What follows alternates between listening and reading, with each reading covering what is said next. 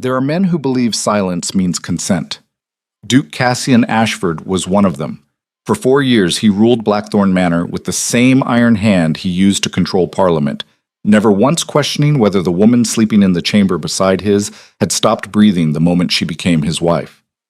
Power, he believed, was the ability to take what you wanted while the world stood too afraid to tell you no. And for 4 years, that philosophy worked perfectly.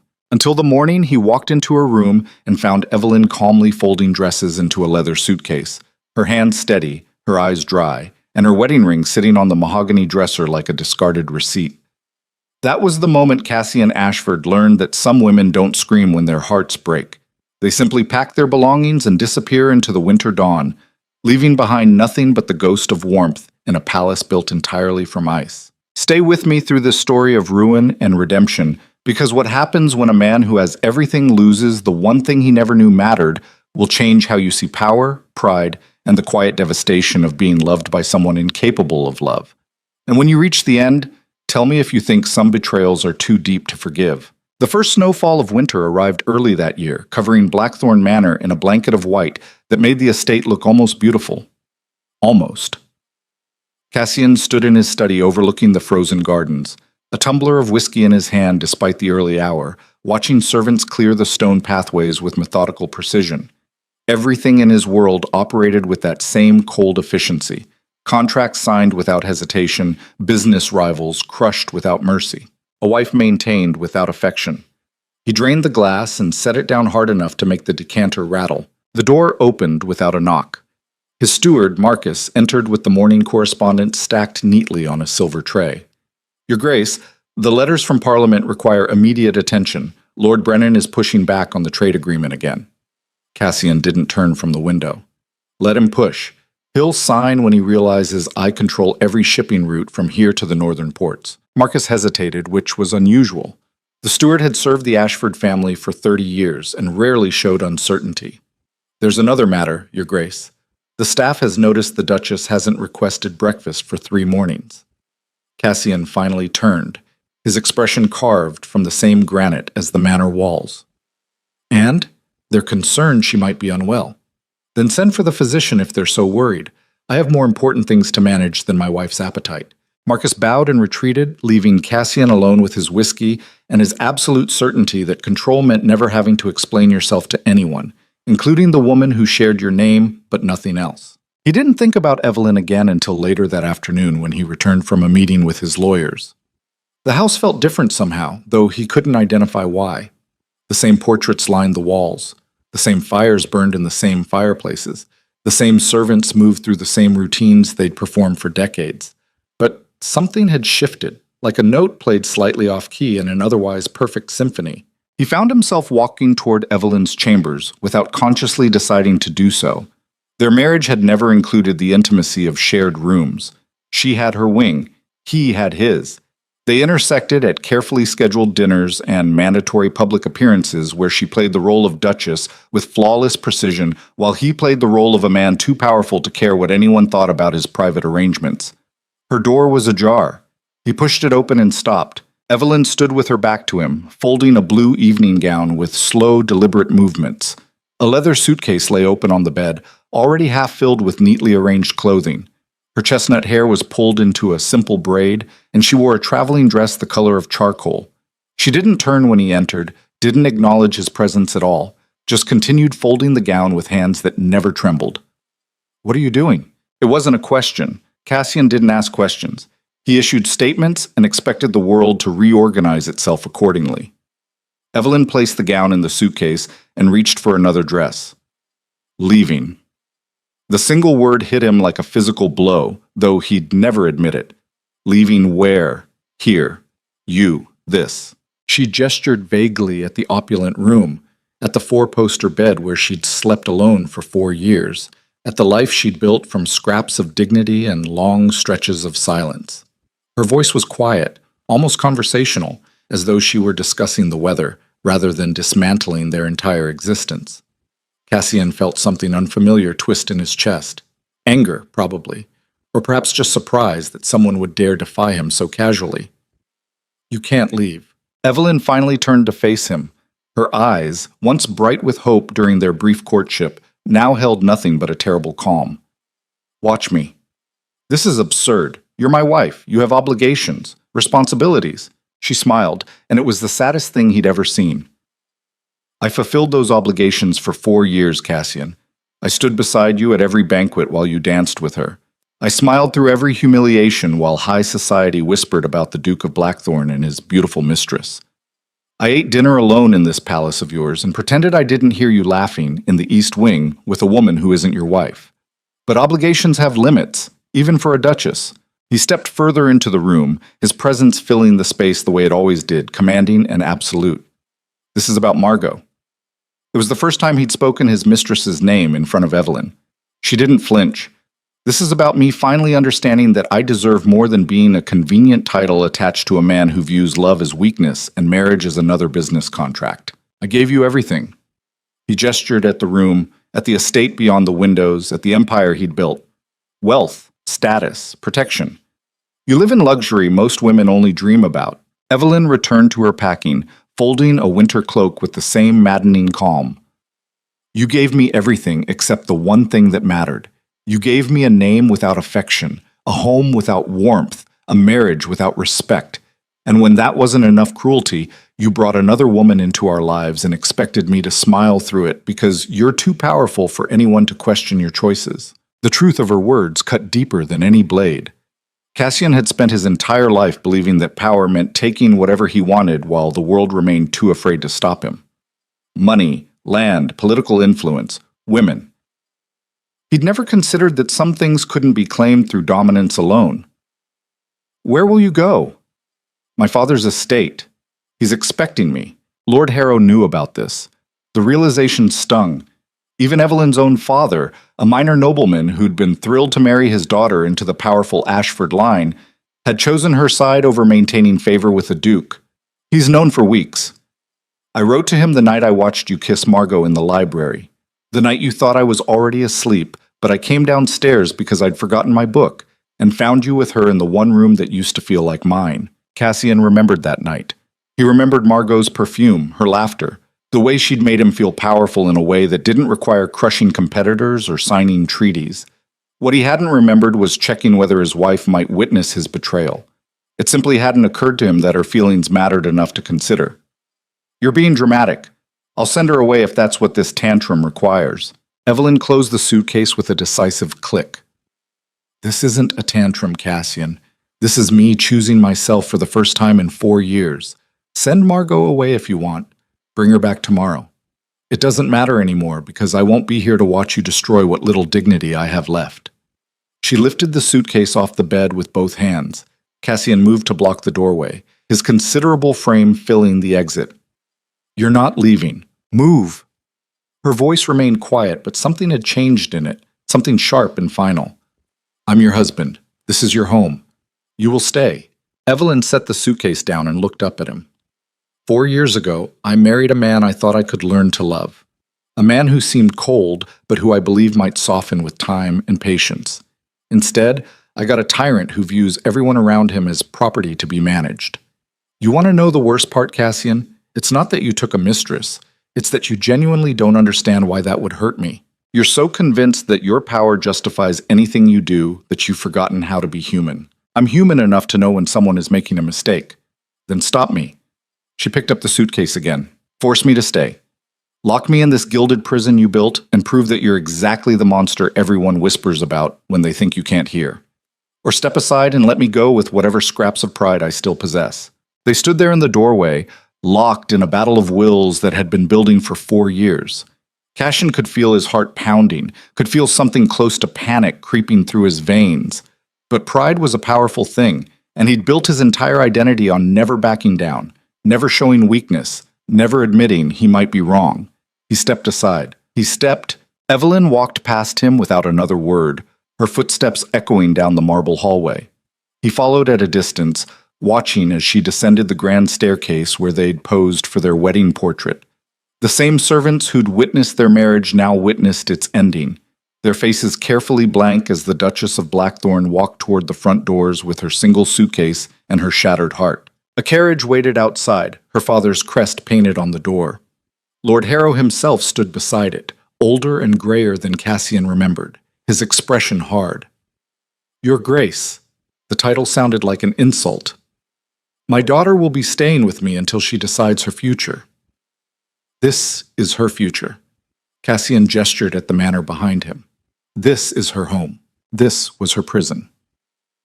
Lord Harrow helped Evelyn into the carriage with gentle hands. You turned my daughter into a ghost, Ashford. You took a woman full of life and hope and crushed her until she forgot how to smile without it being a performance. I gave you her hand in marriage because I thought you'd protect her. Instead, you destroyed her while high society watched and did nothing. She's my wife. She was your wife. What she is now depends entirely on whether you can learn to value people as something other than possessions. The carriage door closed. Evelyn sat inside, staring straight ahead, her face composed and distant.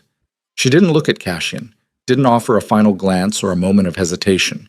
She simply sat there like a woman who'd already made peace with her decision, leaving him standing in the snow like a statue carved from regret. The carriage pulled away, wheels crunching through fresh powder.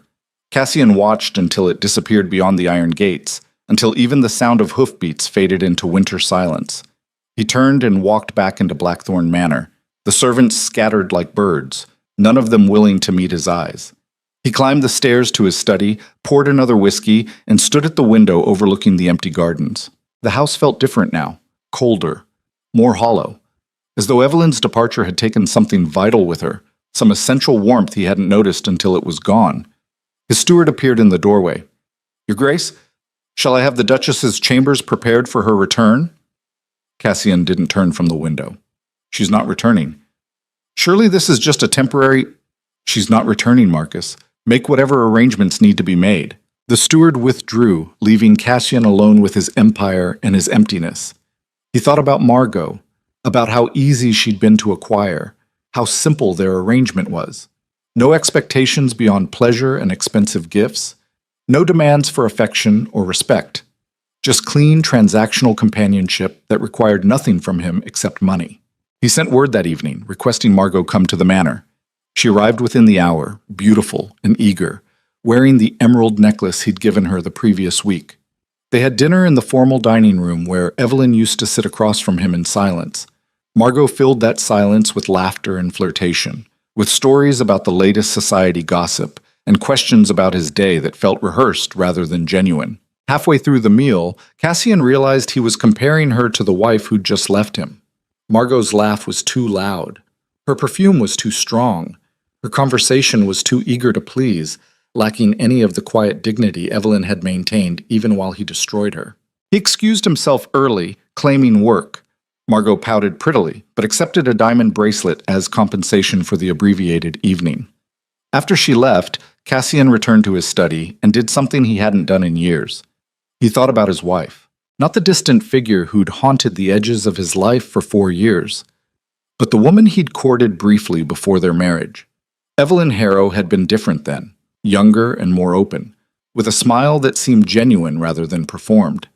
He'd chosen her because she was beautiful and well-bred, because marrying her had consolidated his alliance with several minor noble families, because she'd seemed biddable enough not to cause problems. He'd never bothered to learn what she liked, what made her laugh, what dreams she'd abandoned when she became his duchess. She'd been a means to an end, another piece moved across the board in his endless game of accumulating power, and now she was gone. The days that followed were strange.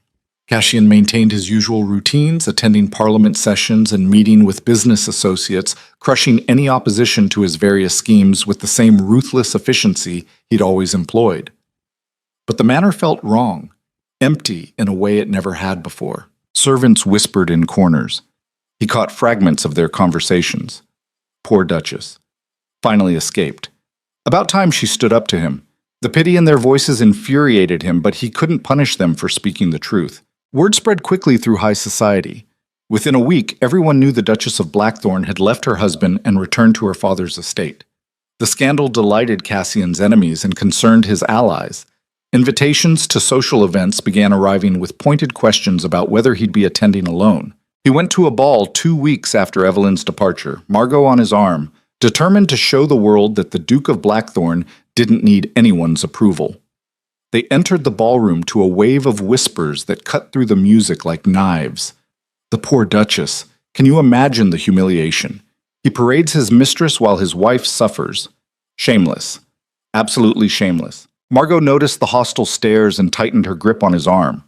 Cassian led her to the dance floor with his head high, refusing to acknowledge the judgment radiating from every corner of the room.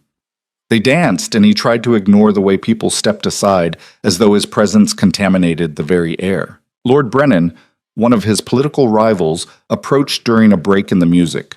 Ashford, I heard about your domestic troubles. Such a shame when a good woman is driven away by her husband's cruelty. Cassian's jaw tightened. My personal affairs are none of your concern. Oh, but they are. Brennan smiled, sharp and knowing. You've built your empire on the appearance of absolute control, but a man who can't even keep his own wife seems rather less formidable than his reputation suggests. Makes one wonder what other weaknesses might be hiding behind all that arrogance. The barb hit its target. Cassian felt his carefully maintained composure crack just slightly. Careful, Brennan. You're testing limits you don't want to cross. Am I? Because from where I stand, you look like a man who's already lost the only battle that actually mattered. Brennan walked away, leaving Cassian standing in the middle of the ballroom with Margot still clinging to his arm and the entire aristocracy watching to see how the mighty Duke of Blackthorn would handle being challenged in public. He left early, claiming illness. Margot complained during the carriage ride home, upset about the stares and whispers, worried about her own reputation now that being the Duke of Blackthorn's mistress had become social poison rather than social currency. Maybe we should be more discreet, she suggested, her voice losing some of its usual warmth. Until this scandal with your wife dies down. Cassian looked at her in the dim carriage light and saw clearly for the first time. Margot had never cared about him. She'd cared about his money, his status, the luxury he could provide. The moment that luxury came with a cost, she started calculating her exit. Get out. She blinked. What? When we reach the manor, take whatever I've given you and leave. I'm done with you. Cassian, don't be ridiculous. I'm just suggesting. I said get out. They rode the rest of the way in silence. When the carriage stopped, Margot gathered her things with trembling hands, her face pale. You'll regret this. You need me. He didn't bother responding. The carriage pulled away, leaving him standing in front of Blackthorn Manor for the second time in 2 weeks, watching someone leave while he stood frozen in the snow. Inside, the house felt even emptier. He poured another whiskey and realized he'd been drinking more in the past 2 weeks than he had in the past 2 years. The alcohol didn't help. It just made the silence louder. Marcus appeared in the doorway of the study. Your Grace, a letter arrived from Lord Harrow's estate. Cassian's heart jumped in a way he didn't expect. He took the letter with hands that almost shook and broke the seal. The message was brief, written in Evelyn's neat script. I'm filing for a formal separation. My lawyers will contact yours regarding the necessary arrangements. Please don't write back. There's nothing left to say. No anger, no accusations, just cold, clinical detachment from a woman who'd finally stopped hoping he might change. Cassian read the letter 3 times before setting it on his desk. Then he did something he hadn't done since he was a child. He put his head in his hands and tried to remember the last time he'd told Evelyn he loved her. The memory wouldn't come because he'd never said those words. Not once in 4 years of marriage. He'd said, I need you to attend this event. I require your presence at dinner. I expect you to behave appropriately. But never I love you. Never, I'm sorry. Never thank you for enduring this life I've forced upon you. The next morning, he woke to more disturbing news. Lord Brennan had begun circulating rumors about potential financial irregularities in Cassian's shipping empire. The accusations were baseless, but that didn't matter. What mattered was that his enemies sensed weakness and were moving to exploit it. 2 of his most reliable political allies sent letters withdrawing their support for his upcoming trade legislation. Both letters mentioned his treatment of Evelyn as evidence of poor judgment. One actually used the phrase moral bankruptcy, which would have been laughable if it weren't costing him actual political capital. Marcus brought the morning papers, his expression grave. Your Grace, you should see this. The society column featured a detailed account of the ball, complete with speculation about why the Duchess of Blackthorn had finally abandoned her husband. The writer, clearly sympathetic to Evelyn, painted Cassian as a callous tyrant who destroyed a good woman through casual cruelty and shameless infidelity. At the bottom of the article was a smaller piece that made Cassian's blood run cold. Sources close to the Harrow family report that several noble suitors have already expressed interest in courting the recently separated Duchess, should her marriage be formally dissolved. Lord Edmund Thorne was seen calling at the Harrow estate twice this week, bringing flowers and books said to be the Duchess's favorites. Edmund Thorne, young, handsome, wealthy enough to be independent, and known throughout society as a genuinely decent man who treated women with respect. Everything Cassian wasn't. The image of another man courting Evelyn, bringing her flowers, making her smile the way she used to smile before Cassian crushed that joy out of her, hit him with unexpected force. He crumpled the newspaper and threw it into the fire, watching it burn while something dark and possessive twisted in his chest. "She's my wife." He said it out loud to the empty study, as though declaring it would make it true again, as though he could will the world back into the shape it had been before Evelyn decided she deserved better than being loved by a man incapable of love. Over the following weeks, Cassian's carefully constructed empire began showing cracks. Business partners started questioning his judgment. Political allies distanced themselves. Invitations to important social events stopped arriving.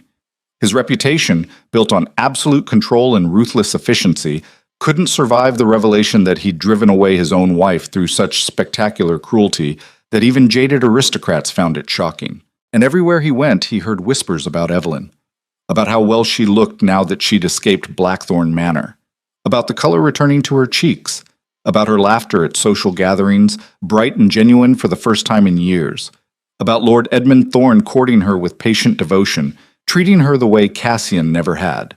He tried to focus on work, on rebuilding his political alliances, on crushing Lord Brennan's attempts to undermine his business interests. But his concentration was shattered. He'd find himself staring out windows, thinking about the way Evelyn used to read in the library before he'd ruined that space by using it to seduce Margot. The way she'd played piano sometimes when she thought no one could hear, filling the empty manor with music that died the moment she realized he was listening. 3 months after she left, Cassian received another letter. This one bore the seal of Edmund Thorne. "Your Grace, I write to inform you that I have asked the Duchess of Blackthorn for permission to court her formally. Out of respect for her current situation, I wanted you to be aware of my intentions. Should her marriage be dissolved, I intend to offer her everything she deserves: devotion, respect, and a love untainted by cruelty or betrayal. Perhaps this will serve as a reminder that some treasures, once discarded, find their way into the hands of men wise enough to value them." Cassian read the letter until the words blurred. Then he stood, grabbed his coat, and did something he hadn't done in months. He went to find his wife. The ride to Lord Harrow's estate took 3 hours through increasingly heavy snow. Cassian's driver suggested turning back twice, but he refused. By the time they arrived, night had fallen and the storm had grown vicious, coating everything in ice. A servant answered the door, eyes widening in recognition. "Your Grace, we weren't expecting—" "Where is she?" Lord Harrow appeared in the entrance hall, his expression cold. "She's not here.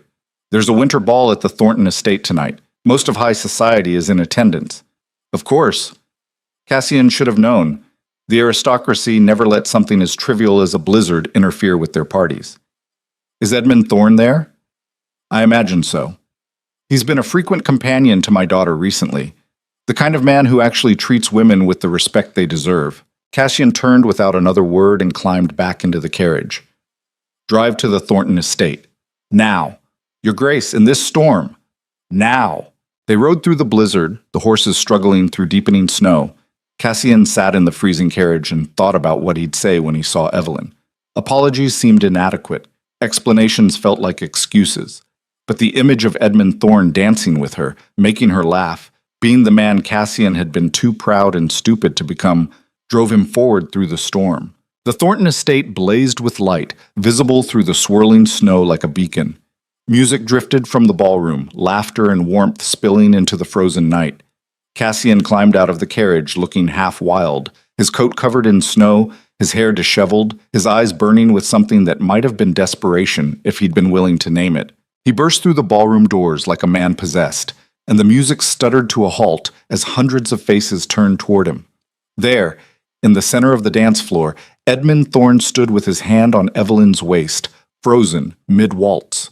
Evelyn wore a gown the color of deep wine, her hair swept up in an elegant style that made her look both regal and heartbreakingly beautiful. She stared at Cassian with wide eyes, and for just a moment he saw something flicker across her face. Surprise. Maybe even concern for the snow-covered madman who'd just interrupted the most important social event of the season. Then her expression hardened into the same terrible calm she'd shown while packing her suitcase 3 months ago, and Cassian realized he was looking at a woman who'd already mourned their marriage and moved on to the business of rebuilding her life from the ashes he'd created. He crossed the ballroom floor in long strides, ignoring the gasps and whispers, his focus locked entirely on his wife and the man who thought he could steal her. When he reached them, Edmund Thorne stepped protectively in front of Evelyn, his jaw set. "Your Grace, you're causing a scene." Cassian barely glanced at him. He was looking at Evelyn, searching her face for any sign that she still cared, that 3 months hadn't erased 4 years of marriage completely, that somewhere beneath her dignity and her justified anger there might be something he could salvage. "I need to speak with you." Evelyn's voice was quiet, but carried across the silent ballroom. "We have nothing to discuss. We have everything to discuss. You're my wife. I was your wife. Now I'm just a woman trying to remember what it feels like to be treated like a human being instead of decorative furniture." The words landed like physical blows, and Cassian felt the ballroom watching, felt hundreds of aristocrats witnessing his humiliation the same way they'd witnessed Evelyn's for 4 years. The symmetry was almost poetic. "Please." The word tasted foreign on his tongue, a plea he'd never learned to make. "I was wrong. I know that now. I know I destroyed what we had through my own arrogance and cruelty, but I'm asking you to give me a chance to make this right." Edmund stepped forward, anger flashing in his eyes. "She's given you enough chances, Ashford. 4 years of chances while you paraded your mistress through society and treated her like she didn't exist. You don't get to ride through a blizzard and demand her forgiveness just because you're finally feeling the consequences of your actions." Cassian's hand shot out, grabbing Edmund's collar. "I wasn't talking to you." Evelyn's voice cut through the tension like a blade. "Let him go, Cassian." He released Edmund immediately, his eyes never leaving Evelyn's face. She studied him for a long moment, and he wondered what she saw. The Duke who'd betrayed her? The husband who'd crushed her spirit? Or maybe, just maybe, the broken man standing in front of hundreds of witnesses, finally admitting he'd been wrong. "If you want to talk, we'll talk. But not here. Not like this." She walked past him toward the terrace doors, her spine straight, her head high. Cassian followed, aware of every eye tracking their movement, every whisper following in their wake. The terrace was freezing, snow piling against the stone railings. Evelyn stood at the edge, staring out at the storm, her arms wrapped around herself. Cassian shrugged off his coat and draped it over her shoulders. She didn't acknowledge the gesture. "Why are you here, Cassian?" "Because I can't let you go." She laughed, and it was the saddest sound he'd ever heard. "You let me go 3 months ago. You let me go every day for 4 years before that. What's changed?" "Everything. Nothing. I don't know." He moved to stand beside her, careful not to touch. "I just know that watching another man hold you, seeing you smile at him the way you used to smile before I destroyed that joy, it made me realize that power means nothing if I lose you. You already lost me. You lost me the first time you kissed Margot. You lost me every time you chose your pride over my dignity. You lost me when you made me feel invisible in my own home. Then let me find you again. Let me prove I can be different." Evelyn finally turned to look at him, and her eyes were filled with tears that refused to fall. "Do you love me, Cassian? After 4 years of marriage, after all the humiliation and betrayal and endless silence, can you honestly say you love me?" The question hung between them like a blade. Cassian opened his mouth to say yes, to tell her whatever she needed to hear, but the words stuck in his throat because he'd spent his entire life believing love was weakness, and he didn't know how to admit he'd been wrong. The silence stretched too long. Evelyn's expression shifted from hope to resignation, and Cassian watched the last ember of possibility die in her eyes. "That's what I thought." She pulled his coat off her shoulders and handed it back. "Go home, Cassian. Go back to your empire and your power and your absolute control. I'm done being the ghost in your palace." She walked back into the ballroom, leaving him standing in the snow. Through the glass doors, he watched Edmund Thorne approach her, watched her accept his offered hand, watched them return to the dance floor while the orchestra resumed playing. And for the first time in his arrogant, ruthless life, Duke Cassian Ashford understood what it meant to lose something irreplaceable not through accident or fate, but through his own deliberate cruelty, and the knowledge that he had no one to blame but himself was more devastating than any business loss or political defeat could ever be. He rode home through the blizzard with his heart frozen solid and the terrible certainty that some mistakes are too big to fix, some betrayals too deep to forgive, and some women, once you've broken them completely, simply walk away and never look back, no matter how desperately you chase them through the snow. The ride back to Blackthorn Manor stretched through darkness thick enough to swallow hope whole. Cassian sat in the carriage with snow melting into his hair and the taste of defeat sharp on his tongue. His driver had stopped trying to make conversation after the first mile. Some silences were too heavy for words to penetrate. The manor loomed ahead like a mausoleum built for a man still breathing. Every window blazed with light, but somehow the building looked darker than the storm surrounding it. Cassian climbed out of the carriage and stood in the courtyard, staring up at the east wing where Evelyn's chambers sat empty. 3 months, and he still hadn't ordered anyone to touch her things. The room waited like a shrine to his failure, preserved exactly as she'd left it. Marcus met him at his door, his weathered face carefully neutral.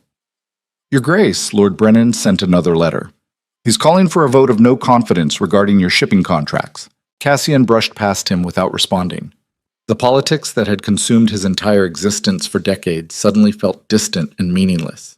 He climbed the stairs to his study, poured whiskey he didn't want, and stood at the window watching snow bury the gardens where Evelyn used to walk before she learned that even the outdoors offered no escape from her prison. The decanter was half empty when Marcus appeared again, holding a silver tray with the Evening Post. "Your Grace, there are documents requiring your signature, the contracts for the northern trade routes, the lease agreements for the London properties, Burn them." Marcus blinked. "I'm sorry? All of it. Burn every contract, every letter, every piece of paper that says I'm supposed to care about empire building when the only thing that actually mattered just walked away because I was too goddamn proud to admit I loved her." The words hung in the air like confession. Marcus set the tray down slowly, his expression shifting from professional detachment to something almost paternal. "Your Grace, if I may speak freely, when have I ever stopped you? You've spent 30 years building power because you believed it would protect you from being hurt the way your father was hurt when your mother died. You watched him fall apart, and you decided the solution was to never let anyone matter enough to destroy you. But you married the Duchess anyway, and somewhere in those 4 years of pushing her away, she became exactly what you were afraid of, someone who could break you just by leaving." Cassian turned from the window, his jaw tight. "I don't recall asking for a psychological evaluation." "No, you asked for honesty. Here it is. You treated that woman like furniture because you were terrified she'd become essential. And now she is, and she's gone. And you're standing here drinking yourself into oblivion because you finally figured out that control is just another word for cowardice when you're too afraid to love someone properly. Get out." Marcus didn't move. "I've served your family since before you were born. I watched your father drink himself to death after your mother passed. I won't watch you do the same thing over a woman you drove away through your own stupidity. If you want her back, stop hiding in this study and go fight for her. And if you don't have the courage to do that, then at least have the decency to let her be happy with someone who does." He left before Cassian could respond, closing the door with a quiet click that sounded like judgment. Cassian stood alone in the study, surrounded by portraits of dead Ashfords who'd all believed that power meant crushing anyone who challenged you. 3 generations of dukes who'd died wealthy and miserable, their empires intact and their hearts empty. He threw the whiskey glass against the wall and watched it shatter. The next morning arrived with brutal clarity. Cassian woke on the leather couch in his study, his neck stiff and his mouth tasting like failure. Sunlight streamed through the windows, illuminating the broken glass he hadn't bothered to clean up. He sat up slowly, his head pounding, and realized something fundamental had shifted during the night. He was done running from this. Marcus brought coffee and fresh correspondence, his expression carefully blank after their confrontation. "Your Grace, Lord Harrow has requested a meeting to discuss the formal separation terms." "When?" "This afternoon, if you're available. Tell him I'll be there at 2. He spent the morning preparing like a general before battle. He bathed and dressed in his finest clothing, not because he thought appearances would save him, but because facing Evelyn's father required every scrap of dignity he could muster. The man had trusted Cassian with his daughter, and watched that trust be rewarded with humiliation and heartbreak. The ride to Lord Harrow's estate felt shorter in daylight. Cassian arrived exactly at 2, was shown into a receiving room decorated with fading elegance, and waited. Lord Harrow entered 10 minutes later, his expression hard enough to cut glass. "Your Grace." The title sounded like an accusation. "I assume you received my letter regarding the separation proceedings." Cassian remained standing, refusing to sit while Harrow loomed over him like judge and executioner. "I received it." "I'm not signing." That brought the older man up short. "I beg your pardon?" "I'm not signing any separation documents. I'm not releasing Evelyn from our marriage. I'm not giving Edmund Thorne or anyone else permission to court my wife." Lord Harrow's face turned red. "You arrogant bastard! You think you can treat my daughter like property you own regardless of her wishes? No.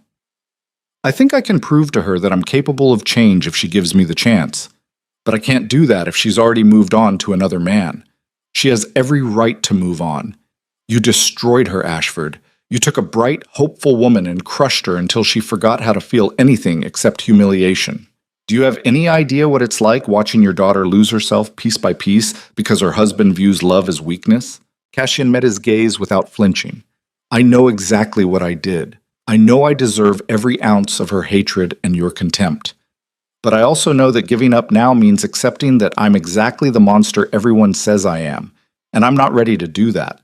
What you're ready for is irrelevant. This isn't about you anymore. Then let Evelyn tell me herself that she wants nothing to do with me. Let her look me in the eye and say she's done, and I'll sign whatever papers you put in front of me. But I won't surrender my marriage based on your anger or society's judgment. I'll surrender it when she tells me directly that I've lost her forever." Lord Harrow studied him for a long moment, searching for deception or manipulation in Cassian's face. Whatever he saw there made him shake his head slowly. "You don't deserve another chance." "Probably not, but I'm asking for one anyway. She's not here. She went riding this morning. Won't be back until evening. Then I'll wait." Harrow gestured toward the door with barely contained fury. "Wait outside. I won't have you in my house longer than necessary." Cassian returned to his carriage and told his driver to stay. The afternoon stretched long and cold. He watched servants come and go, watched the sun track across the winter sky, watched his breath fog in the freezing air. His driver offered a blanket. Cassian refused it. Discomfort felt appropriate, like penance measured in frozen limbs and growing darkness. Evelyn returned just as twilight was bleeding into night. She rode up the path on a gray mare, her cheeks flushed from cold and exercise, her expression open in a way it never was inside drawing rooms. Then she saw the Ashford carriage, and her entire demeanor changed. The openness vanished behind walls built from 4 years of learning that vulnerability near Cassian Ashford meant pain. She dismounted and handed the reins to a stable boy without acknowledging Cassian's presence. He climbed out of the carriage anyway, his legs stiff from hours of waiting. "Evelyn." She paused, her back to him. "Go home, Cassian." "Not until you hear me out. I heard you out last night. You said everything except the one thing that mattered." She was right. He'd stood in the snow and couldn't force himself to say he loved her because 30 years of emotional armor didn't crack that easily. But he'd had all day to think about it, all those frozen hours in the carriage, and he'd finally admitted something to himself that he should have admitted 4 years ago. "I love you." The words came out rough and unpracticed, like a language he'd never learned to speak properly. Evelyn turned slowly, her expression unreadable. "You love me?" "Yes." "Since when?" "I don't know. Maybe since the day you walked down the aisle looking terrified and hopeful. Maybe since the first time you smiled at me and I felt something I didn't want to name. Maybe since the moment I found you packing your suitcase and realized power means nothing if I lose you. I don't know when it started, Evelyn. I just know it's there, and it's real. And I've been too goddamn proud and stupid to admit it until I watched another man hold you the way I should have been holding you for 4 years." She studied him like she was searching for lies in the gaps between words. "Do you know what the worst part was? It wasn't watching you with Margot. It wasn't the humiliation or the loneliness or the endless silence. The worst part was knowing that you were capable of warmth and affection and all the things that make a marriage real, but you chose to give those things to someone else. While I sat in that empty manor and wondered what was wrong with me, that my own husband couldn't stand to touch me. There's nothing wrong with you. There never was. The problem was me believing that showing affection meant showing weakness, and if I was weak, I could be destroyed the way my father was destroyed when my mother died. So I built walls and called it strength, and I married you thinking I could keep you at a distance forever. But you got under my skin anyway, and instead of accepting that, I punished you for making me feel things I'd spent my whole life avoiding. Evelyn wrapped her arms around herself, her breath fogging in the cold. Pretty words, Cassian, but words are cheap. You've had 4 years to figure this out. Why now? Because I left? Because Edmund Thorne is courting me?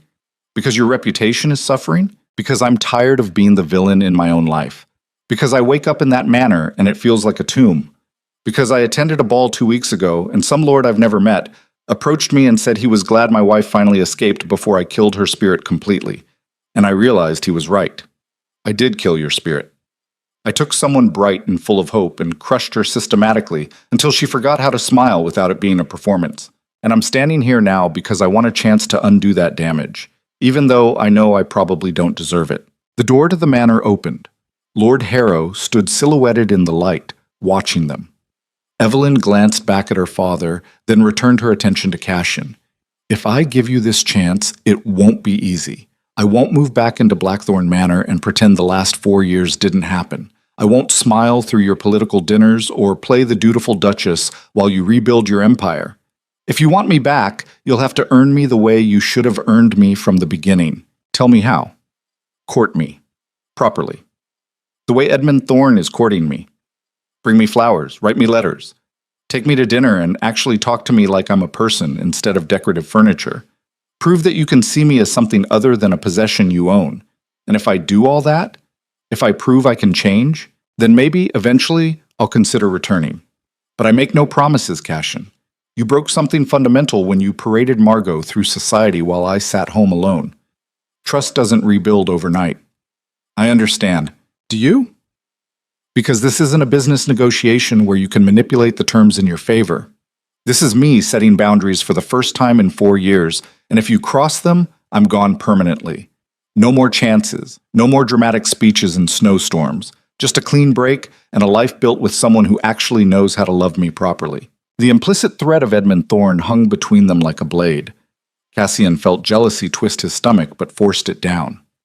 She was right to have options, right to demand better treatment, right to make him work for something he should never have taken for granted. I'll court you properly. I'll prove I can be different, and I won't ask you to trust me until I've earned it. Evelyn nodded slowly. Then you can start by leaving. I need to think about what I've just agreed to, and I can't do that with you standing here looking desperate. He wanted to argue, to push harder, to use all his considerable force of will to break through her defenses immediately. But that was the old Cassian, the Duke who took whatever he wanted without considering the cost. The new version, the one trying to become worthy of her, simply bowed his head. When can I see you again? 3 days. There's a gallery opening in town. Edmund invited me, but I'll tell him I'm attending with you instead. Consider it your first test. Can you spend an entire evening treating me like someone you actually want to know, rather than someone you're obligated to escort? I can do better than that. I can spend the evening proving that the biggest mistake of my life was thinking I could live without you. She almost smiled. Then it vanished behind her careful composure. We'll see. He returned to his carriage while Evelyn disappeared inside her father's house. The driver glanced back questioningly. Home, Your Grace? Cassian thought about Blackthorn Manor, about the empty corridors and the silence that had become unbearable. No. Take me to the florist in town. Then the bookshop, then the jeweler. It's nearly 8 at night. Most shops will be closed. Then wake them up. Tell them the Duke of Blackthorn needs flowers, books, and something appropriate for a woman he's trying to win back after being a complete bastard for 4 years. Tell them I'll pay double for the inconvenience. The next 3 days passed in a blur of preparation. Cassian researched everything he could remember about Evelyn's interests. She liked poetry, he recalled, though he'd never bothered to ask which poets. She played piano, though he'd always left the room when she started because the music made him feel things he didn't want to examine. She read constantly, curled up in the library with books he'd never taken time to notice. He visited every bookshop in town until he found a first edition of a poetry collection she'd mentioned once in passing during their engagement. He bought flowers, but not roses, because those felt too obvious, too much like buying forgiveness rather than earning it. He chose winter jasmine instead, delicate and rare, blooming and cold when everything else had died. Marcus watched these preparations with barely concealed approval. Your Grace, if I may say so, this is the most alive you've looked in months. I'm courting my own wife like a nervous boy at his first dance. It's humiliating. It's human. You should try it more often. The night of the gallery opening arrived with fresh snow and bitter cold. Cassian dressed carefully, choosing understated elegance over the aggressive displays of wealth he usually favored. He arrived at Lord Harrow's estate exactly on time, flowers and book in hand, his heart pounding in a way it never did before Parliament sessions or business negotiations. Evelyn descended the stairs wearing a gown of deep blue that made her look like winter royalty. She'd done something different with her hair, softer and less formal than the severe styles she'd adopted during their marriage. She looked younger, more like the woman he'd courted briefly before crushing her beneath his need for control. You brought flowers. Winter jasmine. They bloom in snow when everything else has given up. Seemed appropriate. She took them carefully, her fingers brushing his. And the book? First edition. Poetry collection you mentioned during our engagement. I didn't remember which one, so I asked your father. He seemed pleased I was actually paying attention for once. Something flickered in her expression. Not quite trust, but maybe the beginning of softening. Thank you. They're lovely. The carriage ride to the gallery stretched tense and silent. Cassian wanted to fill the quiet with explanations and apologies, but Evelyn had been clear. He needed to court her properly, which meant conversation instead of declarations, questions instead of demands. What kind of art do you prefer? He asked it like he was genuinely curious, which was terrifying because he had no idea how she'd respond. Evelyn glanced at him, surprise evident in her eyes. You've never asked me that before. I've never asked you a lot of things. I'm trying to fix that. She studied him for a moment, then answered. Landscapes, mostly. Not the formal hunting scenes your ancestors preferred. More intimate pieces. Gardens in twilight, windows with rain, quiet moments captured before they disappear. Why? Because they remind me that beauty exists in ordinary things if you bother to look. Something I forgot while living in a palace filled with grandeur and absolutely no warmth. The observation cut deep, but he deserved it. What else did you forget? How to laugh without calculating whether it was appropriate. How to trust my own judgment instead of second-guessing everything based on your reactions. How to exist as something other than an ornament in someone else's empire. I want you to remember all those things. I want you to laugh again. Really laugh, not the polite sounds you made at dinner parties. I want you to trust yourself enough to tell me when I'm being an arrogant bastard. I want you to exist as your own person instead of an extension of my reputation. Evelyn turned to look out the window, but not before he saw tears threaten at the corners of her eyes. You're saying all the right things, Cassian, but I need you to understand that words are easy. Sustaining change is hard. Then watch me sustain it. Watch me prove that I can be different not just for a night or a week, but permanently. The gallery was crowded with aristocrats who all turned to stare when Cassian entered with Evelyn on his arm. The whispers started immediately, spreading through the crowd like wildfire. The Duke and Duchess. Together. After months of separation. What does it mean? Has he won her back? Does Edmund Thorne know? Cassian ignored them all. He focused entirely on Evelyn, guiding her through the exhibits, asking her opinion on each piece, actually listening when she explained why certain paintings moved her. He didn't perform for the watching crowd, didn't use her presence to rebuild his reputation, just existed beside her as though nothing else in the room mattered. They stopped in front of a landscape painting showing a garden in early morning light. Evelyn stared at it for a long time, her expression unreadable. What are you thinking? That I used to walk in the gardens at Blackthorn before dawn because it was the only time I felt like the estate belonged to me instead of to your legacy. The rest of the day I was just a duchess performing her duties, but those early mornings were mine. Why didn't you tell me? Because you never asked. And because I learned early in our marriage that you weren't interested in my internal life. You wanted a decorative wife who enhanced your status, not a real person with thoughts and feelings. Cassian felt the familiar urge to defend himself, to explain that he'd been protecting himself from vulnerability. But Evelyn had heard enough excuses. She needed action instead of words. Come with me. Where? Somewhere I should have taken you years ago. He led her out of the gallery into the snowy night, ignoring the confused stares. His carriage waited outside, but he bypassed it, walking instead through the quiet streets until they reached a small park overlooking the city. Snow covered the benches and trees, muffling sound until the world felt intimate and private. Why are we here? Because I want to show you something real instead of performing for an audience. He turned to face her, his breath fogging in the cold. Every moment we had together in our marriage was calculated. Dinners scheduled by Marcus, appearances planned for maximum political advantage. Even our wedding night felt like fulfilling a contract rather than beginning a life together. I want this to be different. No servants, no society watching, just us in a park in the snow. And me trying to figure out how to be honest with someone for the first time in my life. Evelyn wrapped her arms around herself against the cold. Then be honest. Tell me something you've never told anyone. Cassian had spent 3 decades avoiding precisely this kind of vulnerability.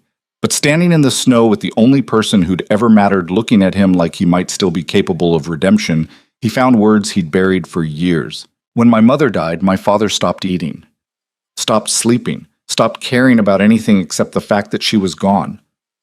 I was 12 years old and I watched him waste away over 6 months until he was just a shell sitting in her favorite chair, waiting to die. The servants whispered that love killed him, that if he'd never cared so deeply, he could have survived losing her. So I decided I'd never let anyone matter that much. I'd build an empire strong enough that I'd never need another person. And I'd marry someone I could keep at a distance so I'd never end up like him, broken and helpless and destroyed by grief. And did it work? For a while. I built everything I set out to build, became powerful enough that no one could hurt me. Married a woman I thought I could keep compartmentalized. But then you left, and I realized I'd become exactly what I was trying to avoid. I'm sitting in my father's study drinking myself into oblivion because you're gone, and all that power means nothing without you there to make the manor feel like something other than a mausoleum. Tears slid down Evelyn's cheeks, freezing against her skin. You can't put that on me, Cassian. You can't make me responsible for your happiness after 4 years of making me feel responsible for your misery. I'm not. I'm trying to explain why I was so goddamn broken that I broke you in return.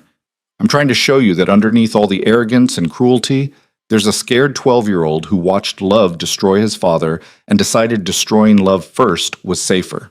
She wiped her eyes with the back of her hand. What changed? You did. The way you folded your clothes and walked away without screaming or begging or giving me any ammunition to call you hysterical or emotional. You just left with quiet dignity, and it made me realize that real strength isn't crushing everyone around you. It's having the courage to be vulnerable with someone and trusting they won't use it against you. Edmund Thorne appeared at the park entrance like a ghost summoned by jealousy. His expression shifted from concern to angry when he saw Cassian standing close to Evelyn in the darkness. Evelyn, is everything all right? When you didn't return to the gallery, I grew worried. She turned toward him, her face still wet with tears. I'm fine, Edmund. Cassian and I were just talking. Talking.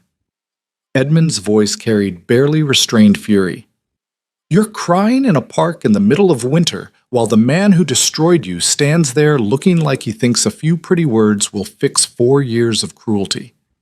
Cassian felt rage ignite in his chest. Watch your tone, Thorne. Or what? You'll challenge me to a duel? Destroy my family's business interests? Use your power to crush anyone who points out what a bastard you've been to your own wife? Edmund, please. Evelyn stepped between them, her voice steady despite the tears. I appreciate your concern, but this is between Cassian and me. No, it's not. Edmund's hands clenched into fists. It's between a good woman who deserves better and a tyrant who thinks he can reclaim her like lost property just because his reputation is suffering. He turned to Evelyn, his expression softening. You don't owe him anything. You don't have to listen to his excuses or give him chances he never gave you. You can walk away right now and build a life with someone who actually knows how to love you. The words hung between them like a gauntlet thrown. Cassian understood what was happening. Edmund was offering Evelyn everything he should have offered years ago. Safety, respect, devotion untainted by cruelty. He was the better man by every objective measure, and they all knew it. But Evelyn didn't move toward Edmund. She stood in the snow between them, her eyes closed, her breath coming in short bursts. Edmund, you've been nothing but kind to me. You've treated me with more respect in 3 months than Cassian showed me in 4 years. If I had any sense at all, I'd choose you without hesitation. Then choose me. Edmund reached for her hand. Let me show you what it's like to be loved by someone who isn't afraid of his own heart. She pulled away gently. But I can't build something new with you while I'm still trying to figure out if there's anything left worth salvaging with him. And I need you to respect that, even if you don't understand it. Edmund's face went pale. You're choosing him, after everything he did. I'm not choosing anyone yet. I'm asking for time to figure out what I want without being pressured by either of you. That's not fair, Evelyn. I've been patient. I've courted you properly. I've done everything right while he did everything wrong, and you're still considering going back to him. Love isn't fair. If it was, I'd hate Cassian and move on without a second thought. But feelings don't follow logic, and apparently mine are complicated enough that I need space to work through them. Edmund looked between them, his expression shifting from anger to something closer to heartbreak. Fine, take your time. But when you realize he hasn't actually changed, when he reverts to the controlling bastard who destroyed you the first time, don't expect me to be waiting. I deserve better than being someone's backup plan. He walked away into the snow, his footsteps echoing in the silence. Evelyn watched him go, tears streaming freely now. Cassian wanted to feel victorious, wanted to claim Edmund's retreat as proof he'd won. But watching Evelyn cry over the good man she might be losing to gamble on the bastard who'd already broken her made victory feel like ash. I'm sorry. She turned to him, anger flashing in her eyes. For what? For making me hurt someone who's only ever been kind to me? For putting me in a position where I have to choose between safety and the stupid, irrational hope that you might actually become the man you're pretending to be tonight? For all of it. For the past 4 years. For Margot. For every humiliation and every silent dinner and every moment you felt invisible in your own home. For being so goddamn broken that I broke you in return. For making you choose at all. You want to know something? She stepped closer, her voice dropping to almost a whisper. Part of me hates you, Cassian. Part of me wants to walk away right now and never look back because giving you another chance feels like betraying myself. But there's another part. This stupid, hopeful part that still remembers the man who courted me briefly before our wedding. The one who actually smiled when I walked into a room. The one who made me believe I might matter to someone. And that part keeps wondering if he's still in there somewhere, buried under years of armor and fear. He is. I swear to you, Evelyn, that man is still here and he's fighting like hell to become worthy of you. Then prove it. Not just tonight with pretty words in the snow. Prove it over weeks and months. Prove you can sustain change when it's hard, when your pride demands you go back to being the Duke everyone fears. Prove that loving me matters more than protecting yourself from being hurt. I will. But I need something from you first. A promise that if I give you this chance and you fail, you'll let me go completely. No dramatic gestures, no riding through snowstorms to interrupt my life. Just a clean break and the dignity to build something new without you haunting the edges of it. The request felt like a noose tightening around his throat. Cassian had spent his entire life refusing to let anything go without a fight. But this wasn't about what he wanted. It was about respecting Evelyn enough to let her set terms for her own life. I promise. If I fail you again, I'll sign the separation papers and disappear from your life completely. She studied his face like she was memorizing it. Then court me properly, Duke Ashford. Show me you can be different. And maybe, eventually, I'll let myself believe you've actually changed. They returned to the gallery together, ignoring the stares and whispers. Cassian took her home to her father's estate and watched her disappear inside without a backward glance. Lord Harrow stood in the doorway, his expression unreadable. Did you mean it? The old man asked quietly. All those promises about change? I meant every word. Then you'd better follow through because if you hurt her again, there won't be enough power in the world to protect you from what I'll do. Cassian drove back to Blackthorn Manor feeling lighter and more terrified than he'd felt in years. He'd made promises he wasn't sure he could keep, committed to changing patterns that had defined him for decades, put everything on the line for a woman who had every reason to choose the safe option of Edmund Thorne over the risky gamble of trusting him again. But as he climbed the stairs to his study and looked out at the snow-covered grounds, he realized something fundamental had shifted. For the first time in his life, he cared more about becoming worthy of love than about maintaining control. And whether that made him stronger or weaker, he couldn't say. He only knew that turning back now felt impossible, like trying to unring a bell or unbreak glass that had already shattered across marble floors. The weeks that followed felt like learning to breathe underwater. Cassian courted Evelyn with the careful attention of a man defusing a bomb, knowing one wrong move would detonate everything he was trying to rebuild. He sent letters every morning, not the brief formal communications he'd issued during their marriage, but actual correspondence where he asked about her day and told her things he'd never shared with anyone. He brought her books he thought she'd enjoy based on authors she'd mentioned in passing. He took her to concerts and actually listened to the music instead of calculating which politicians were in attendance. And slowly, painfully, he watched the walls around her heart begin to crack, just enough to let cautious hope seep through. But empires built on fear don't crumble quietly when their foundations shift, and Cassian's decision to prioritize Evelyn over power had not gone unnoticed by men who'd spent years waiting for weakness to exploit. It started with small things: a trade contract that vanished overnight despite verbal agreements, a shipping route suddenly awarded to a competitor, whispers in Parliament that the Duke of Blackthorn had gone soft, more concerned with winning back his wayward wife than protecting his business interests. Cassian noticed but didn't care enough to respond with his usual ruthlessness. He was too focused on the way Evelyn had almost smiled when he'd remembered she preferred tea to coffee, too consumed with proving he could sustain change, to worry about men who mistook love for weakness. Marcus tried to warn him. "Your Grace, Lord Brennan has been meeting privately with several of your key allies. He's building something. Let him build. I have more important things to worry about than Brennan's political games. With respect, you can't ignore this. He's calling in favors, consolidating support. If you don't respond soon, you'll lose ground you can't recover. Then I'll lose ground. I'm not sacrificing what I'm building with Evelyn to crush another ambitious lord who thinks he can take what's mine." Marcus's expression tightened with concern. "Your father used to say that power requires constant vigilance. The moment you stop defending your empire is the moment it starts collapsing. My father also drank himself to death because he couldn't survive losing someone he loved. I'd rather risk losing power than repeat that particular family legacy." But Marcus was right to worry. 3 weeks into Cassian's careful courtship of Evelyn, the attack came from a direction he'd never anticipated. He was meeting with his shipping managers when a courier arrived with an urgent message sealed with the royal crest. Cassian opened it, expecting some routine parliamentary business, and instead found words that stopped his heart. The document was a formal accusation of treason. According to the charges, Cassian had been secretly negotiating with foreign merchants to divert crown shipping contracts into his private enterprises, enriching himself at the expense of the kingdom's treasury.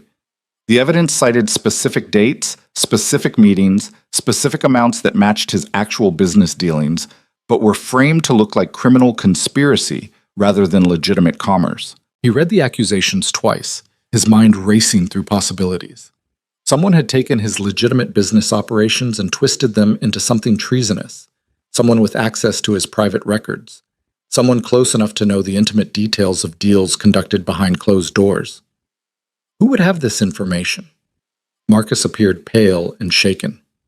"Your Grace, only your inner circle has access to those records. Your lawyers, your accountants, and me." Cassian's jaw tightened. "Then one of my inner circle is selling me out to my enemies."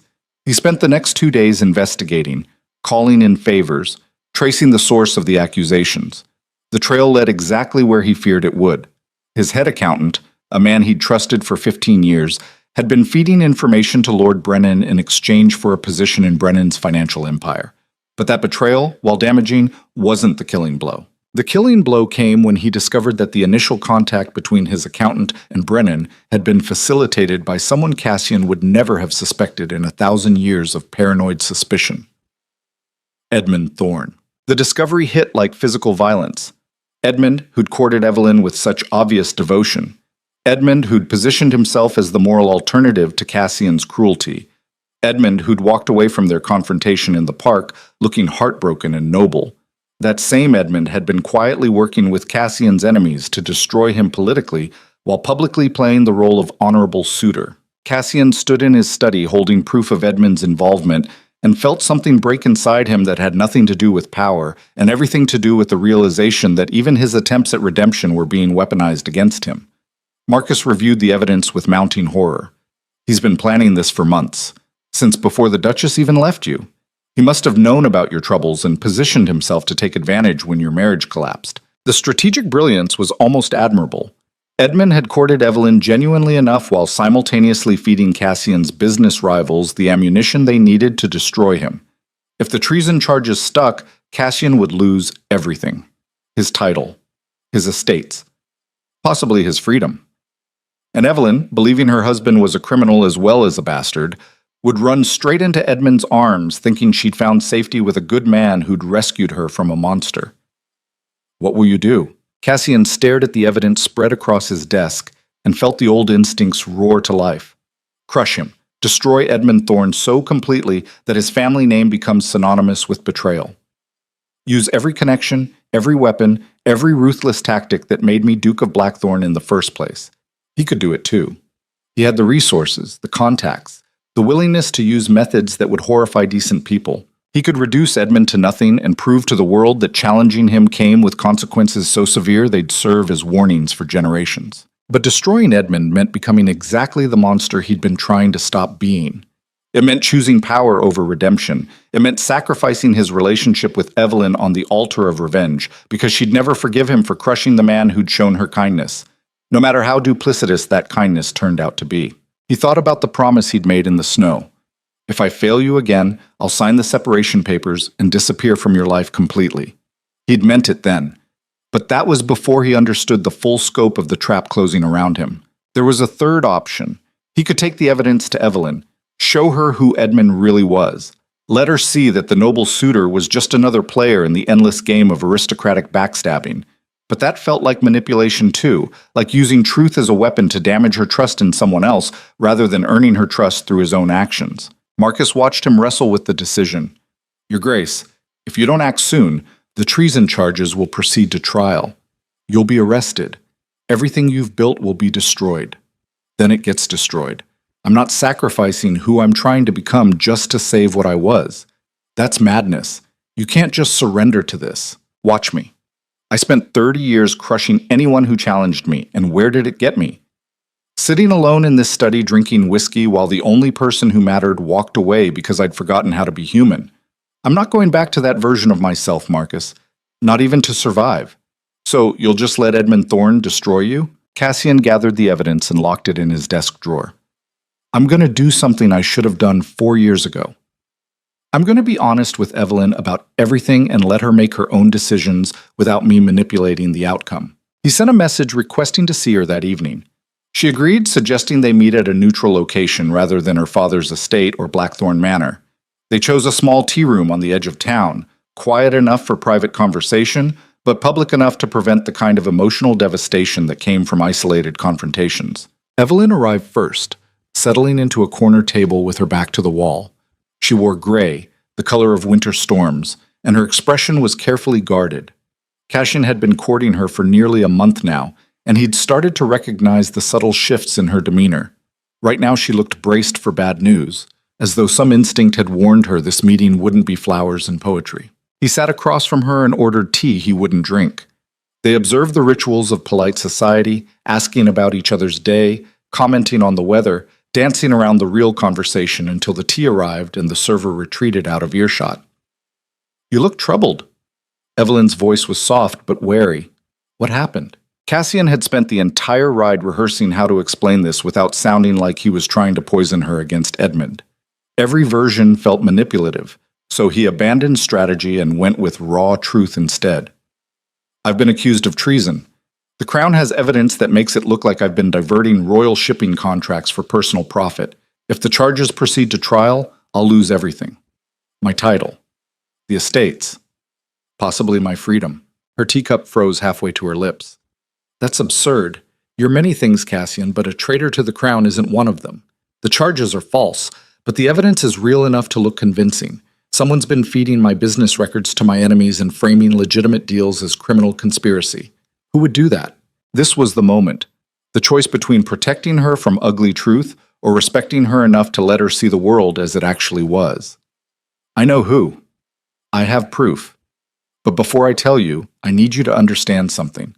I'm not sharing this information to manipulate you or to damage your relationships. I'm telling you because I promise to be honest. And that means being honest even when the truth makes me look weak or destroys something you value. Evelyn set her cup down with deliberate care. Just tell me. Edmund Thorne has been working with Lord Brennan to destroy me. He facilitated the contact between my accountant and my enemies. He's known about the treason accusations for weeks and never warned either of us. And based on the timeline, he started positioning himself to court you before you even left Blackthorn Manor, which means his entire noble suitor act was calculated from the beginning. The color drained from her face. You're lying. I wish I was. He slid a folder across the table. This is proof. Letters, financial records, testimony from my accountant admitting Edmund approached him first.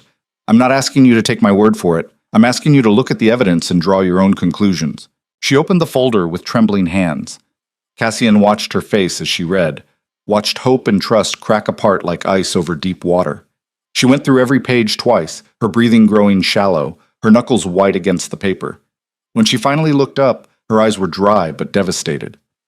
Why didn't you destroy him? You have everything you need to crush him completely. That's what the old Cassian would have done. The old Cassian would have reduced him to nothing and enjoyed every moment of it. But I'm trying to be different. I'm trying to be the man you need me to be, which means not using cruelty as my default response, even when it's justified. So what are you going to do? Nothing. I'll defend myself against the treason charges, but I won't attack Edmund. I won't use this information as a weapon. I'll let you decide what it means and how you want to handle it. Evelyn's laugh was bitter and broken. How generous of you, letting me make my own decisions about the man who pretended to care about me while using me as a pawn in his game against you.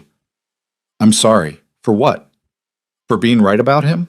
For having proof that everyone in this goddamn aristocracy is playing games with other people's lives? Or for making me feel stupid for believing someone might actually want me for reasons that had nothing to do with hurting you? For all of it. For the fact that my past actions created a situation where decent men could pretend to rescue you while actually just using you to get to me. For not protecting you better from people who see you as leverage instead of a person. She closed the folder and pushed it back across the table. I need time to process this. Take all the time you need. I'm not going anywhere. Yes, you are. The treason charges will move forward. You'll be arrested within days unless you can prove your innocence. And even if you do, your reputation will be destroyed. The Duke of Blackthorn, brought low by his own accountant and the noble lord everyone thought was so much better than him. I can survive a damaged reputation. I'm not sure I can survive losing you again. Evelyn stood, gathering her cloak with shaking hands. You're not losing me. You never had me to lose. What we've been doing these past weeks is performing reconciliation, not actually living it. I've been waiting for you to fail, Cassian, waiting for proof that people don't really change, and now I have it, except the failure isn't yours. It's mine. I was so desperate to believe in Edmund's goodness that I let myself be used as a weapon against you. That's not failure. That's hoping for better than what you'd experienced. There's no shame in that. Tell me something honestly. If you didn't have this evidence, if you couldn't prove Edmund was betraying both of us, would you still be sitting here choosing not to destroy him? Or would the old instincts have won? The question cut to the bone because Cassian wasn't entirely sure of the answer. He wanted to believe he'd choose mercy regardless. But the truth was murkier. The evidence had made it easier to be noble because he could prove Edmund's duplicity without becoming the villain. Without proof, would he have trusted his own transformation enough to stay his hand? I don't know. I'd like to think I would, but I've only been trying to change for a few weeks, and 30 years of training doesn't disappear that fast. So honestly, I don't know if I'm noble enough yet to choose mercy when I can't prove the other person deserves punishment. She studied his face like she was memorizing every line. That's the first truly honest thing you've said to me in 4 years of marriage. Not a calculated answer. Not what you think I want to hear. Just raw truth that makes you look uncertain and human instead of powerful and controlled. Is that good or bad? I have no idea. I just know I need to think about what it means. She'd left without another word, disappearing into the winter evening while Cassian sat alone at a table set for two, staring at the folder of evidence that had just destroyed whatever fragile trust he'd been building. The next morning brought the arrest he'd been expecting. Royal guards arrived at Blackthorn Manor with a warrant bearing the crown's seal. Cassian was taken into custody with all the ceremony befitting a duke accused of treason, which meant shackles disguised as courtesy and imprisonment dressed up as protective custody. They held him in a manor house rather than a dungeon because aristocrats didn't suffer common jail cells even when accused of capital crimes. But the guards at every door and the locked windows made it clear this was confinement regardless of the velvet upholstery. He spent 3 days reviewing his defense with lawyers who looked increasingly worried as they examined the fabricated evidence. The case against him was circumstantial but damning. Without proof of the conspiracy between Edmund and Brennan, it looked like Cassian had been systematically stealing from the crown while hiding behind legitimate business operations. Marcus was allowed to visit on the 4th day. He brought fresh clothing and news that made Cassian's carefully maintained composure crack. The Duchess confronted Edmund Thorne publicly at the Northgate ball last night, accused him in front of half the aristocracy of using her to destroy you. He denied everything, called the evidence forged, suggested you'd manufactured the whole conspiracy to drive a wedge between them. Did she believe him? I don't know. She left the ball early. But there's more. Lord Brennan has announced his intention to testify against you at trial. He's claiming you approached him about the scheme, and he refused, and now he's coming forward out of civic duty. The audacity was almost impressive. Brennan had orchestrated the entire plot and was now positioning himself as a whistleblower exposing corruption. Classic political theater that would play beautifully to a jury already inclined to believe the worst about powerful nobles. How long until trial? 2 weeks. Your lawyers are filing motions, but the Crown wants this resolved quickly. Probably worried that dragging it out will make them look weak. Then I have 2 weeks to prove my innocence while locked in this gilded cage. Your Grace, with respect, your innocence might not matter. The evidence is compelling enough that even if you're acquitted, the suspicion will destroy you. You need to consider alternatives, such as exile. Several allied nations would grant you sanctuary. You could disappear, rebuild somewhere the Crown's reach doesn't extend, start fresh without the weight of this scandal, and abandon everything? The estates. The legacy? Evelyn. If you stay and fight, you might lose all of that anyway. At least exile gives you control over the terms of your loss. Cassian stood at the window overlooking gardens he might never walk again and thought about the life he'd built through ruthless ambition and strategic cruelty. Was it worth saving? Did he even want to be Duke of Blackthorn anymore if it meant going back to the man he'd been before Evelyn folded her clothes and walked away? I'm not running. If I'm going down fighting. And if I lose everything, at least I'll lose it knowing I tried to be better than what I was. That's remarkably principled for a man accused of treason. Or remarkably stupid. I haven't decided which yet. Marcus left him alone with his thoughts and his dwindling options. Night fell. Cassian paced the confines of his temporary prison and contemplated the spectacular destruction of everything he'd spent his life building. The irony wasn't lost on him. He'd treated power as the ultimate goal, believing it would protect him from vulnerability and loss. Instead, that same power had made him a target for ambitious men who understood that empires built on fear toppled spectacularly when their foundations cracked. A guard knocked on the door near midnight. Your Grace, you have a visitor. Says it's urgent. Who? The Duchess of Blackthorn. Cassian's heart jumped in a way that would have embarrassed him if anyone could see his face. Show her in. Evelyn entered wrapped in a dark cloak, her hair loose around her shoulders, her expression unreadable. The guard retreated, leaving them alone in the tastefully appointed prison. You shouldn't be here. If people see you visiting me while I'm under arrest, it'll damage your reputation. My reputation was damaged the moment I married you. A little more scandal won't make much difference. She crossed to the window where he stood and looked out at the same gardens. They existed in silence for a long moment, two people who'd shared a name but never really shared a life, trying to figure out if redemption was possible or if some damage ran too deep for repair. I confronted Edmund. I heard.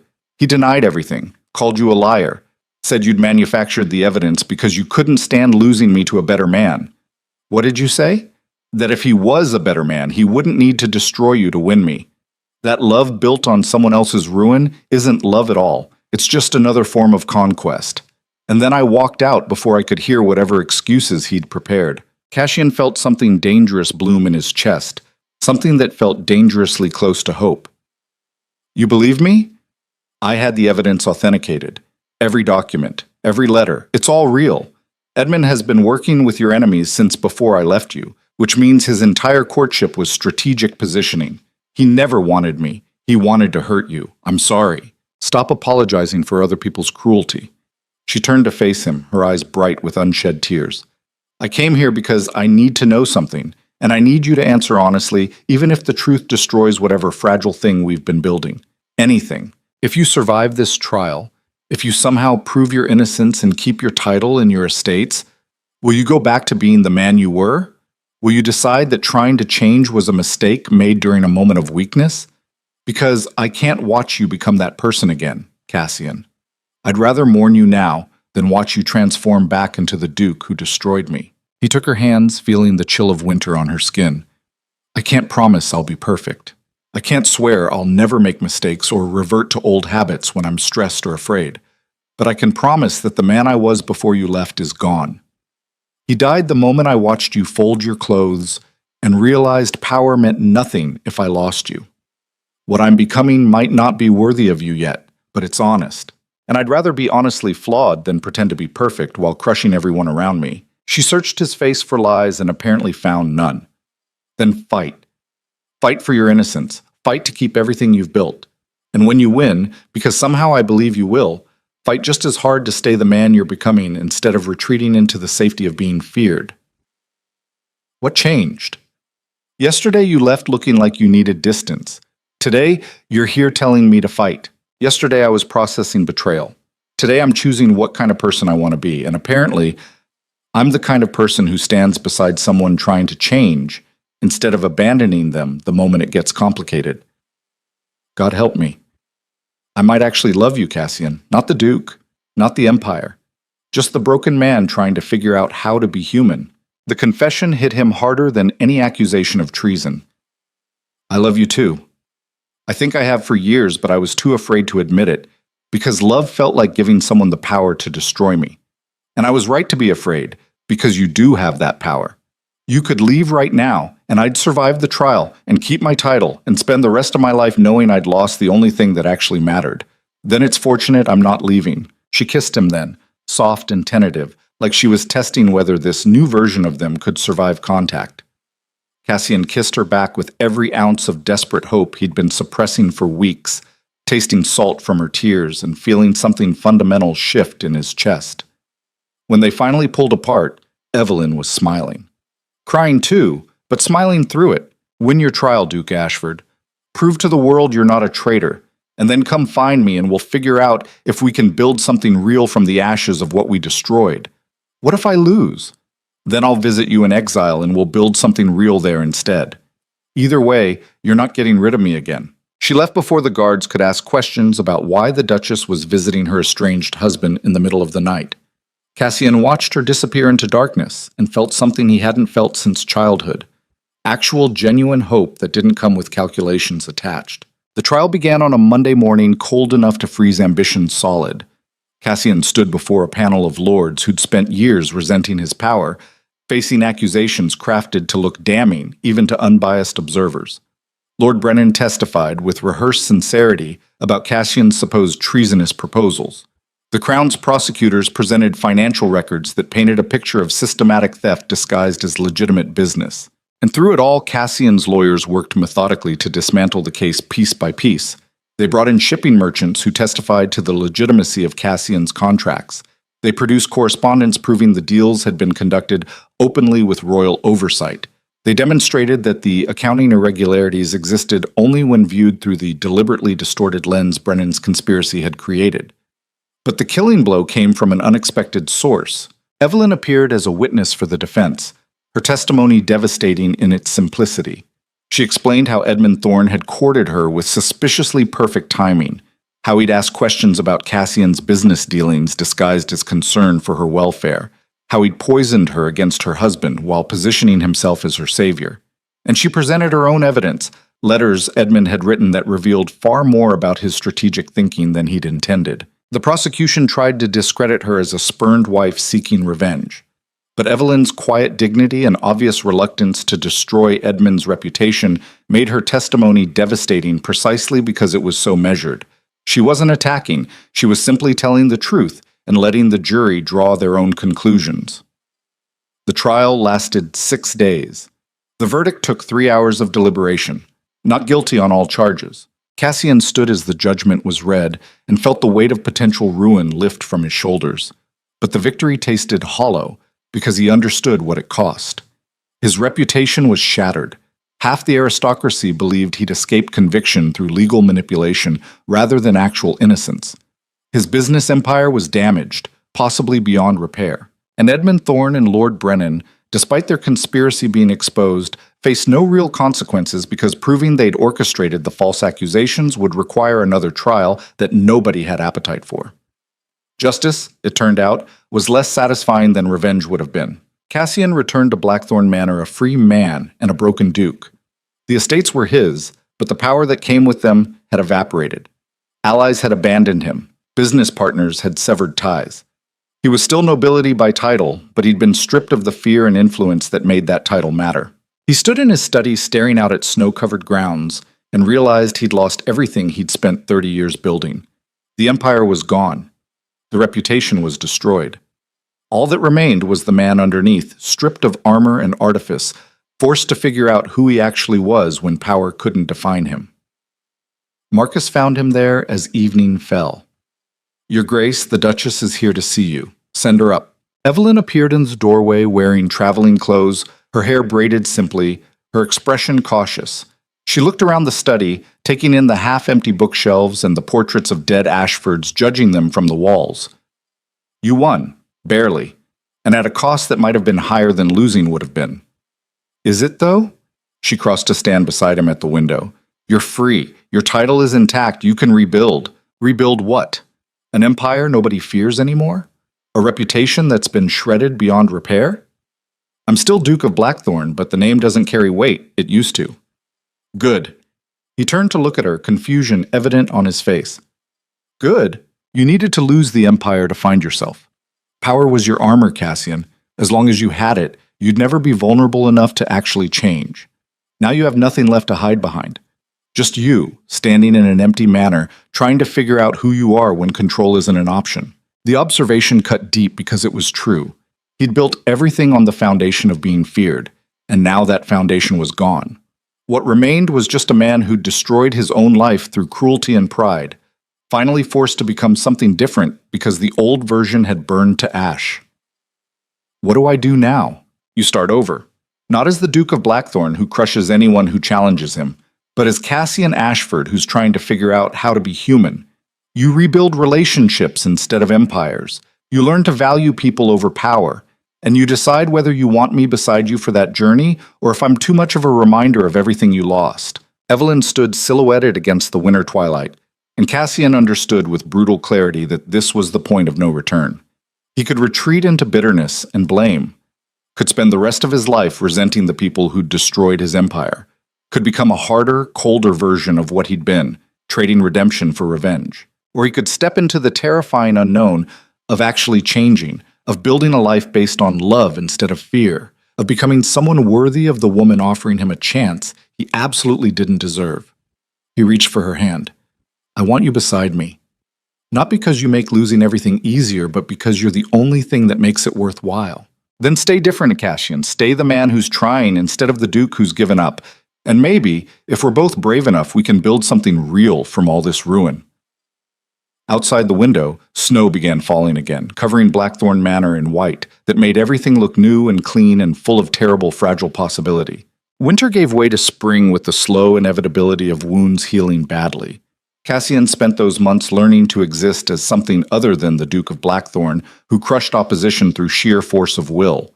The transformation felt like breaking bones to reset them properly, painful and necessary, and utterly without guarantee of success. He rebuilt relationships with servants he'd terrorized for years, asking their names and actually listening when they spoke. He attended parliament sessions and voted his conscience instead of his advantage, watching former allies treat him like a leper while his enemies circled closer. And he courted Evelyn with the desperate focus of a man who understood he was one mistake away from losing everything that actually mattered. She moved back into Blackthorn Manor in early March, not into the Duchess's chambers, but into a guest wing she claimed as her own territory. The symbolism was clear. They were rebuilding from scratch, two strangers learning each other properly, instead of two people trapped in a marriage built on obligation and fear. Some nights they had dinner together and talked until the candles burned low. Other nights they existed in separate wings, processing their individual damage in silence. It was messy and uncertain and nothing like the cold efficiency Cassian had once believed marriage should be. But it was real in a way their previous arrangement never was, and Cassian clung to that reality like a drowning man clutching driftwood. The attack came on a Tuesday morning when spring rain turned the estate grounds to mud. Cassian was reviewing what remained of his business holdings with Marcus when a courier arrived soaked and wild-eyed, carrying a message sealed with Edmund Thorne's family crest. "Your Grace, this came by urgent dispatch.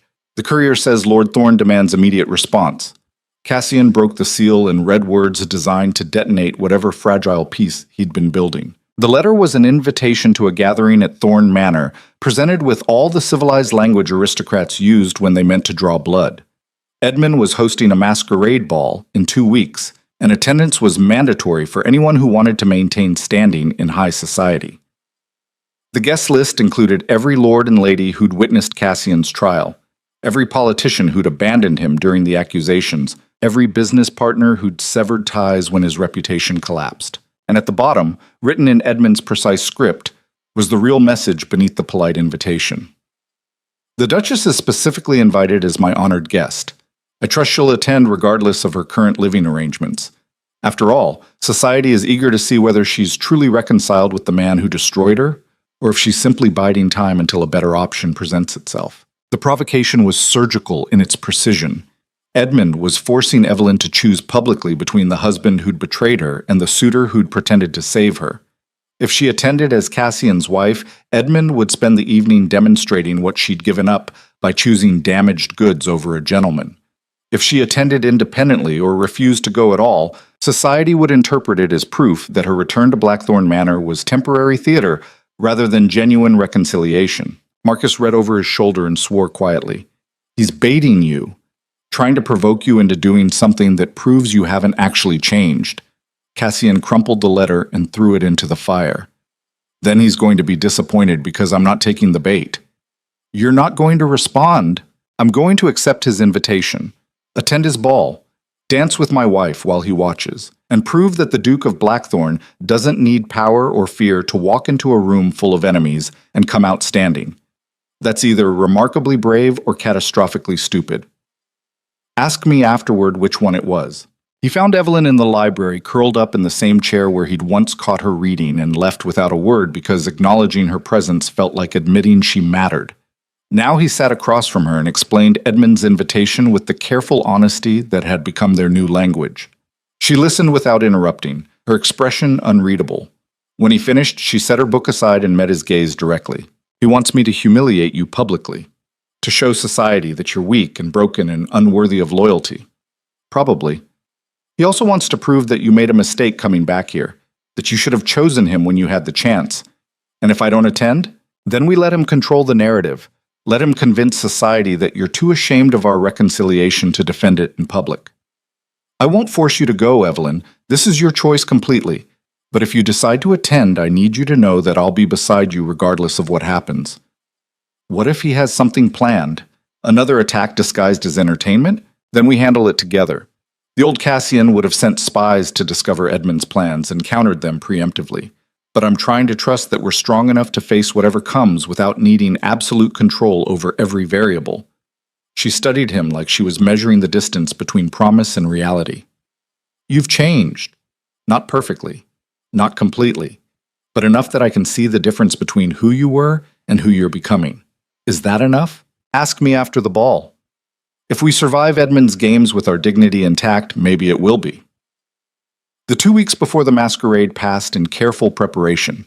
Cassian had no empire left to marshal and no fear to weaponize, so he fell back on the only resources remaining to him: honesty, dignity, and the desperate hope that love might be stronger than the political machinations of bitter men seeking revenge. He commissioned a gown for Evelyn that matched her eyes, storm gray with silver threading that caught light like rain. Not because he was trying to buy her affection, but because he wanted her to feel beautiful, walking into a room full of people who'd whispered about her humiliation for years. She accepted the gift with tears in her eyes and a kiss that tasted like forgiveness, still being negotiated. The night of the ball arrived with ominous timing. Storm clouds gathered over Thorne Manor as carriages lined the drive, disgorging aristocrats in elaborate masks and expensive clothing. Cassian and Evelyn arrived unfashionably late, a calculated choice that ensured every eye would track their entrance. They stood at the top of the grand staircase overlooking a ballroom that had gone silent the moment they appeared. Cassian wore black without ornamentation, his mask a simple design that didn't hide his identity so much as acknowledged the theater of the evening. Evelyn stood beside him in storm-colored silk, her mask decorated with silver stars, her hand resting lightly on his arm. Edmund waited at the bottom of the stairs, resplendent in burgundy velvet and a gold mask that made him look like an emperor holding court. He smiled with the confidence of a man who believed he'd already won. "Your Grace, Duchess, how delightful that you could join us. I was beginning to worry you'd lost your nerve." Cassian descended the stairs with Evelyn, moving through the crowd that parted before them like water around stone. We wouldn't miss an opportunity to remind society that some bonds survive even the most determined efforts to destroy them. How poetic. Edmund's smile sharpened. Though I wonder if the Duchess shares your optimism.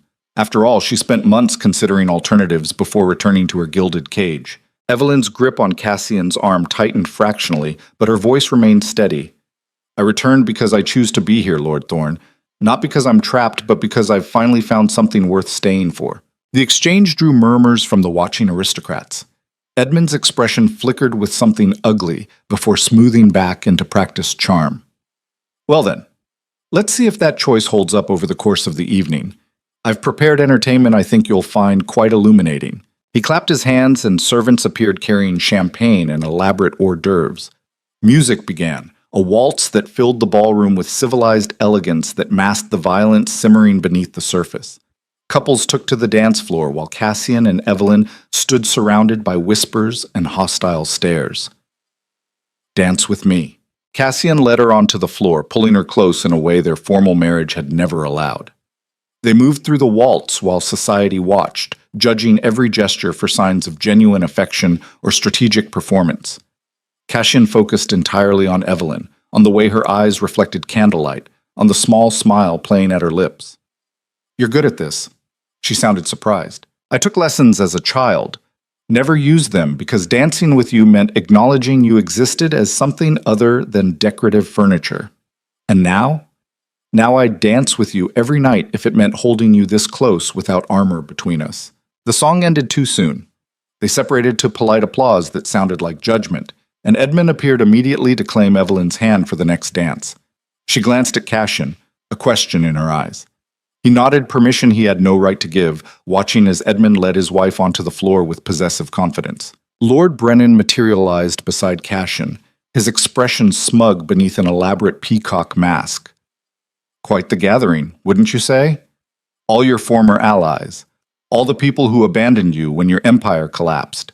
Edmund certainly knows how to twist the knife." Cassian kept his eyes on Evelyn, watching her maintain careful distance from Edmund despite his attempts to pull her closer. "If he's trying to humiliate me, he'll have to do better than inviting people I no longer care about impressing. Oh, I think he has more planned than simple humiliation." Brennan's smile turned vicious. "You see, Edmund has been quite busy these past months, gathering evidence, building alliances, preparing to finish what we started with the treason accusations. The trial ended with my acquittal. The trial ended with reasonable doubt, not proof of innocence. Very different things in the court of public opinion. And Edmund has new evidence that paints your business dealings in an even more damaging light. Evidence he plans to reveal tonight in front of everyone who matters." Cassian felt cold certainty settle in his chest. This entire ball was a trap designed to destroy whatever remained of his reputation while forcing Evelyn to watch him be gutted publicly. Edmund hadn't invited them to reconcile or forgive. He'd invited them to witness the final annihilation of the Duke of Blackthorn's legacy. The music ended. Edmund led Evelyn off the dance floor, his hand lingering too long on her waist. She pulled away and returned to Cassian's side, her expression troubled. "Something's wrong." Edmund kept asking strange questions about your business records, about shipping manifests and contract dates, like he was confirming information rather than making conversation. Before Cassian could respond, Edmund climbed onto a small stage at the end of the ballroom. He raised his hands for silence and the crowd obliged, sensing blood in the water.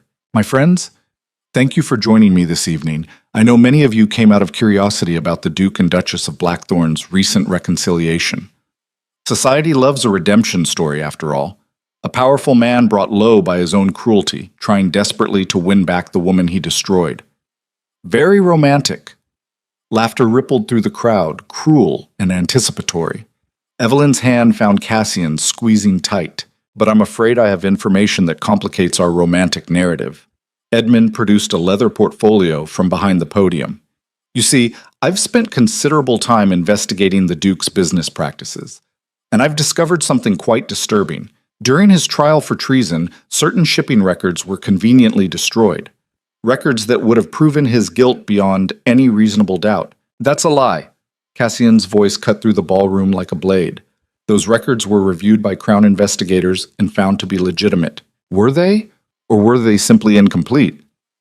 Edmund opened the portfolio and began reading. According to manifests I've obtained from foreign ports, the Duke of Blackthorn diverted 3 royal shipments to private warehouses in the months before his arrest. The cargo was resold at significant profit, while the Crown believed the shipments had been lost to storms or pirates. Murmurs of shock and outrage filled the ballroom. Cassian felt the crowd turn against him like a physical force, felt years of resentment and fear crystallize into certainty that he'd always been the monster they suspected. Those manifests are forgeries. He kept his voice steady despite rage burning through his veins. You fabricated evidence to support accusations that were already proven false. Have I? Edmund smiled like a predator scenting victory. Then perhaps you can explain why these manifests match warehouse receipts signed by your own accountant. The same accountant who testified against you during your trial before conveniently disappearing. He distributed copies of the documents to the crowd. Aristocrats passed them around, reading with growing horror and vindication. This was what they'd wanted all along, proof that the Duke of Blackthorn was exactly as corrupt and cruel as they'd always believed.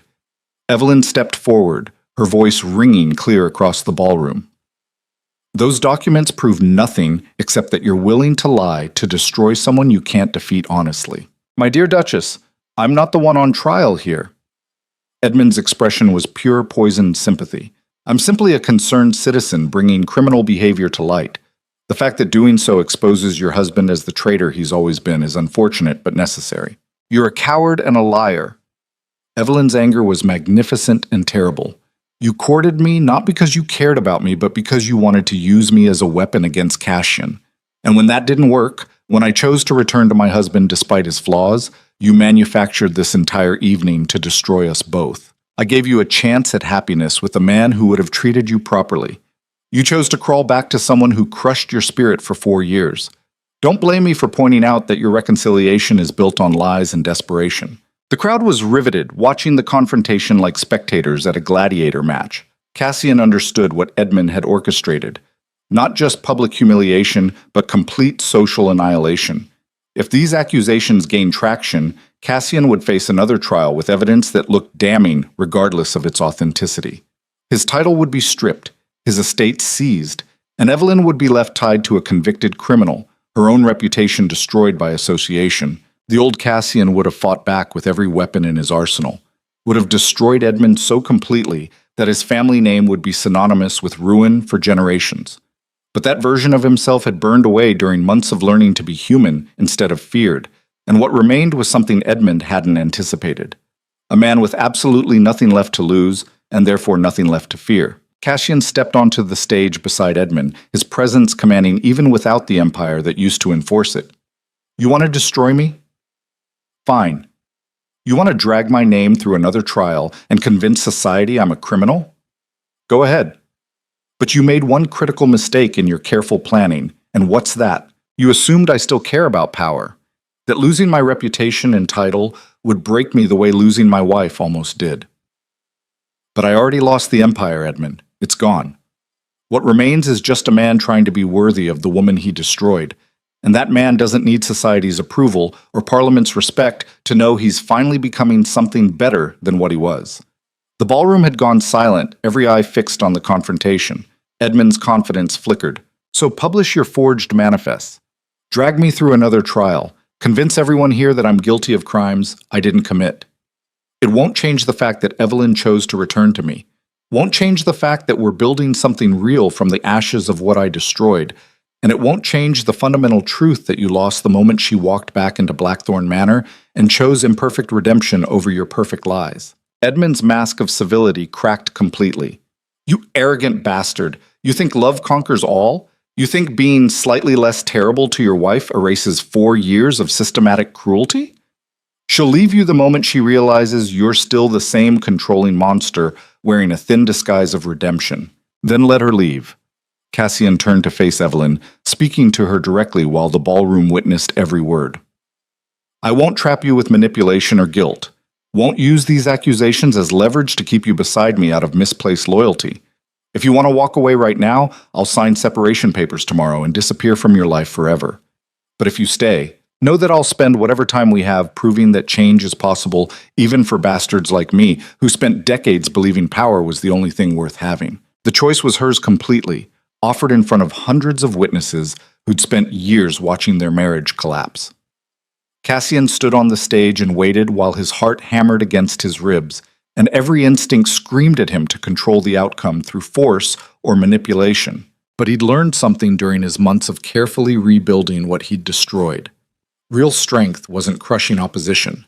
It was standing vulnerable before someone you loved and trusting them not to use that vulnerability as a weapon.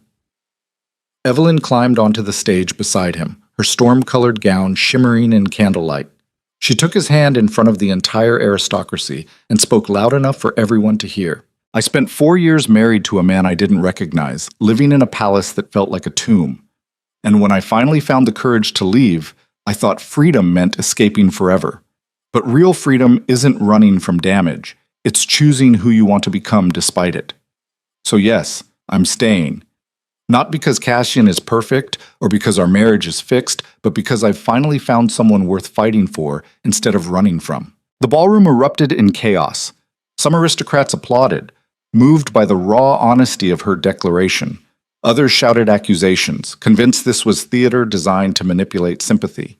Edmund stood frozen on the stage, his carefully orchestrated trap turned inside out by the simple fact that love built on honest vulnerability was stronger than his manufactured evidence. But Edmund wasn't finished. His expression shifted from shock to fury to something darker and more desperate. If words won't convince you, perhaps actions will. He pulled a pistol from inside his coat, the weapon gleaming dull in the candlelight. The ballroom went silent except for gasps of horror.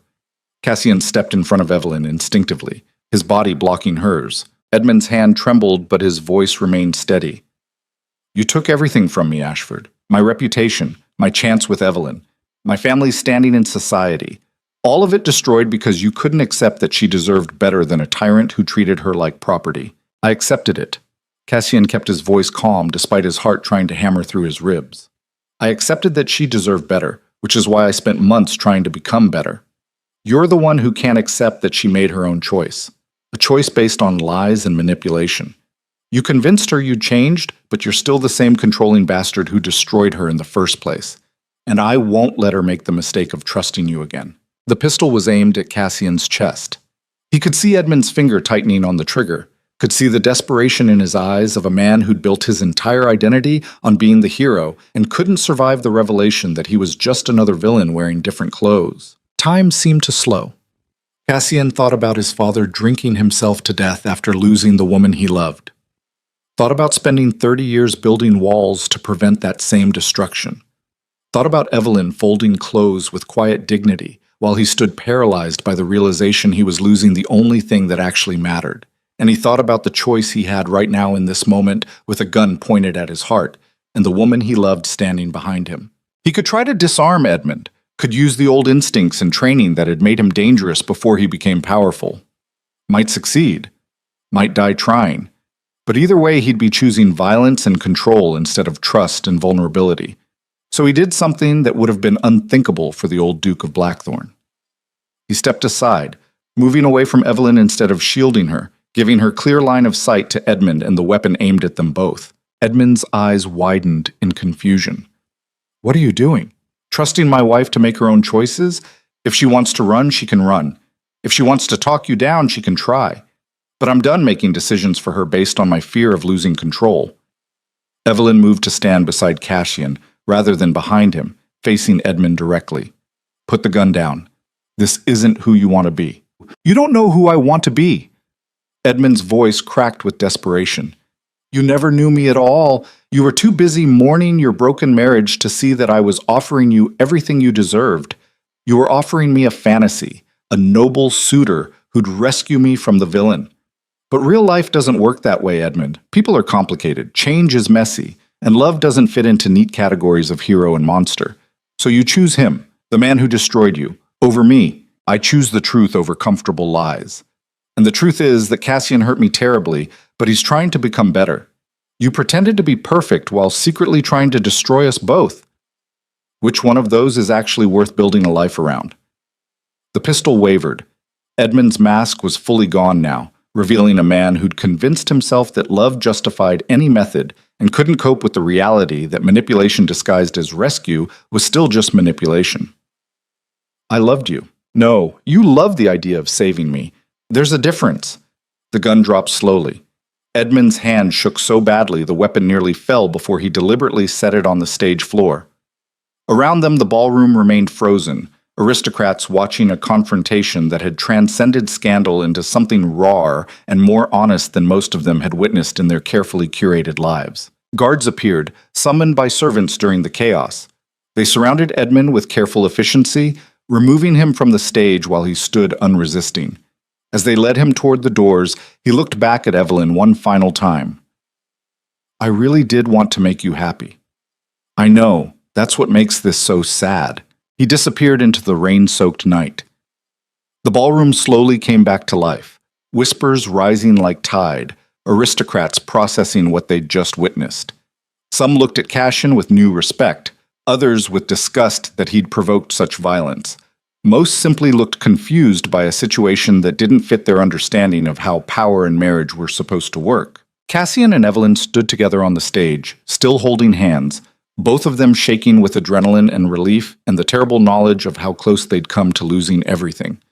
Lord Brennan pushed through the crowd, his expression carefully neutral. Your Grace, I believe I owe you an apology. Edmund's behavior tonight casts considerable doubt on the evidence he presented. The Crown will want to review those manifests more carefully. Do whatever you need to do. Cassian's voice was steady despite the chaos in his chest. I'm done fighting to prove my innocence to people who've already decided I'm guilty. If the Crown wants another trial, I'll attend and let the evidence speak for itself. But I won't spend my life trying to convince society I've changed when the only person whose opinion actually matters is standing right beside me. Brennan nodded slowly and retreated into the crowd. Other aristocrats approached with varying degrees of sympathy and judgment. Cassian fielded their questions and comments with weary grace, while Evelyn remained pressed against his side, her presence the only thing keeping him anchored. Eventually, the crowd thinned. The ball continued around them, but the energy had shifted, become something uncertain and strange. Cassian led Evelyn off the stage and through the ballroom toward the exit, walking past portraits of Thorn ancestors who seemed to judge them from gilded frames. They reached their carriage as rain began falling in earnest. Cassian helped Evelyn inside and climbed in after her, pulling the door closed against the storm. They sat in silence while the driver guided horses through mud and darkness, heading back toward Blackthorn Manor and whatever uncertain future waited there. Evelyn leaned against him, her head on his shoulder, her breathing slowly steadying. You stepped aside. What? When Edmund pointed the gun at you. You stepped aside instead of shielding me. Why?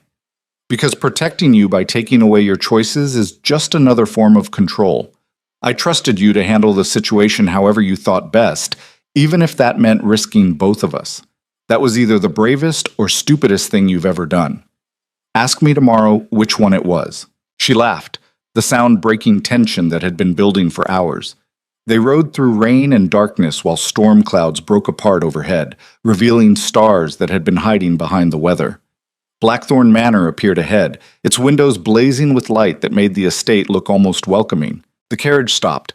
They climbed out into rain that had gentled to mist. Cassian stood looking up at the manor he'd inherited and nearly destroyed through his own arrogance and fear. What happens now? Evelyn took his hand, her fingers cold and sure. Now we go inside. We face whatever consequences come from tonight, and we keep building something real from all this ruin, one honest choice at a time. They walked toward the manor together, while behind them the storm rolled away across dark fields, leaving clear skies and the promise that morning always came. Eventually, even after the longest nights, especially for people brave enough to stand vulnerable before each other and trust that love built on honest truth was stronger than empires built on fear. But as they reached the door, Marcus appeared from inside, his expression grave and urgent in a way that made Cassian's instincts scream warning. "Your Grace, you need to see this. Now." He handed Cassian a letter sealed with the crown's official insignia, the wax still warm as though it had just been delivered. Cassian broke the seal and read words that turned victory into ash. The crown had reviewed Edmund's evidence despite his arrest, had found enough irregularities to warrant not just another investigation, but immediate seizure of all Ashford properties pending a full audit. Effective sunrise tomorrow, Blackthorn Manor and every estate attached to the duchy would be placed under crown control. Cassian and Evelyn had until dawn to vacate the premises or face arrest for obstruction. He read the letter twice while rain dripped from his hair, and his wife stood beside him, and everything he'd been trying to rebuild crumbled into dust around them. Not because Edmund had won, but because the crown had decided that clearing the Duke of Blackthorn's name was less important than appearing decisive against aristocratic corruption, and Cassian had become the convenient sacrifice required to maintain that appearance. Evelyn read over his shoulder, her breath catching. "They're taking everything, everything except each other." He looked down at her, this woman who'd survived his worst and chosen to stay anyway, and felt something shift inside him that had nothing to do with power, and everything to do with finally understanding what actually mattered when the Empire burned and only truth remained. "We have until dawn. Let's make it count."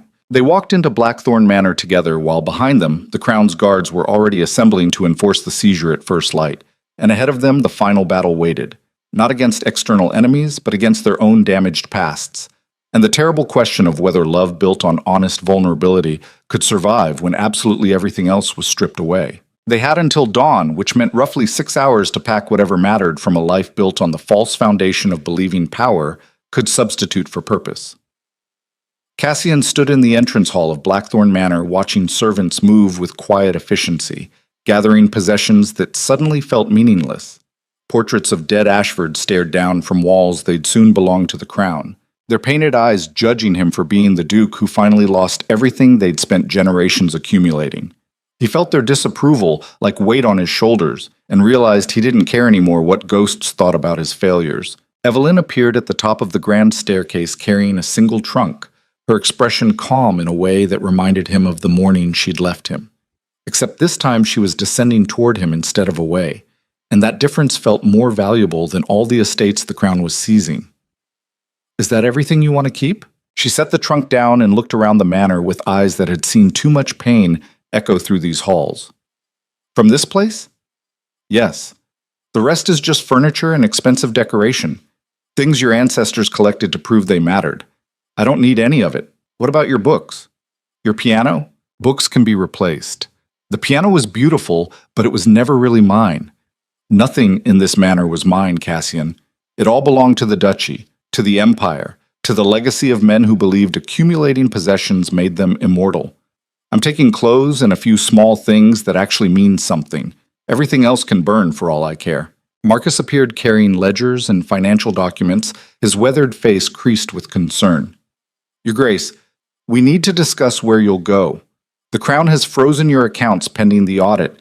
You have perhaps £300 in cash reserves that weren't tied to the duchy holdings. That's not enough to maintain even a modest lifestyle for more than a few months." Cassian took the ledgers and threw them into the fireplace, watching pages curl and blacken as decades of careful accounting dissolved into ash. "Then we'll learn to live on £300. People manage it every day." "Your Grace, you're being irrational. You have friends who would extend credit, business partners who owe you favors. If you just reached out, no." He cut Marcus off gently but firmly. "I'm done trading on the Ashford name, done calling in favors and manipulating circumstances to maintain comfort. I didn't earn. If we're starting over, we're starting from nothing. Real nothing, not aristocratic nothing, where you still have connections and influence to cushion the fall." Marcus looked between Cassian and Evelyn like he was watching people he'd served for decades transform into strangers.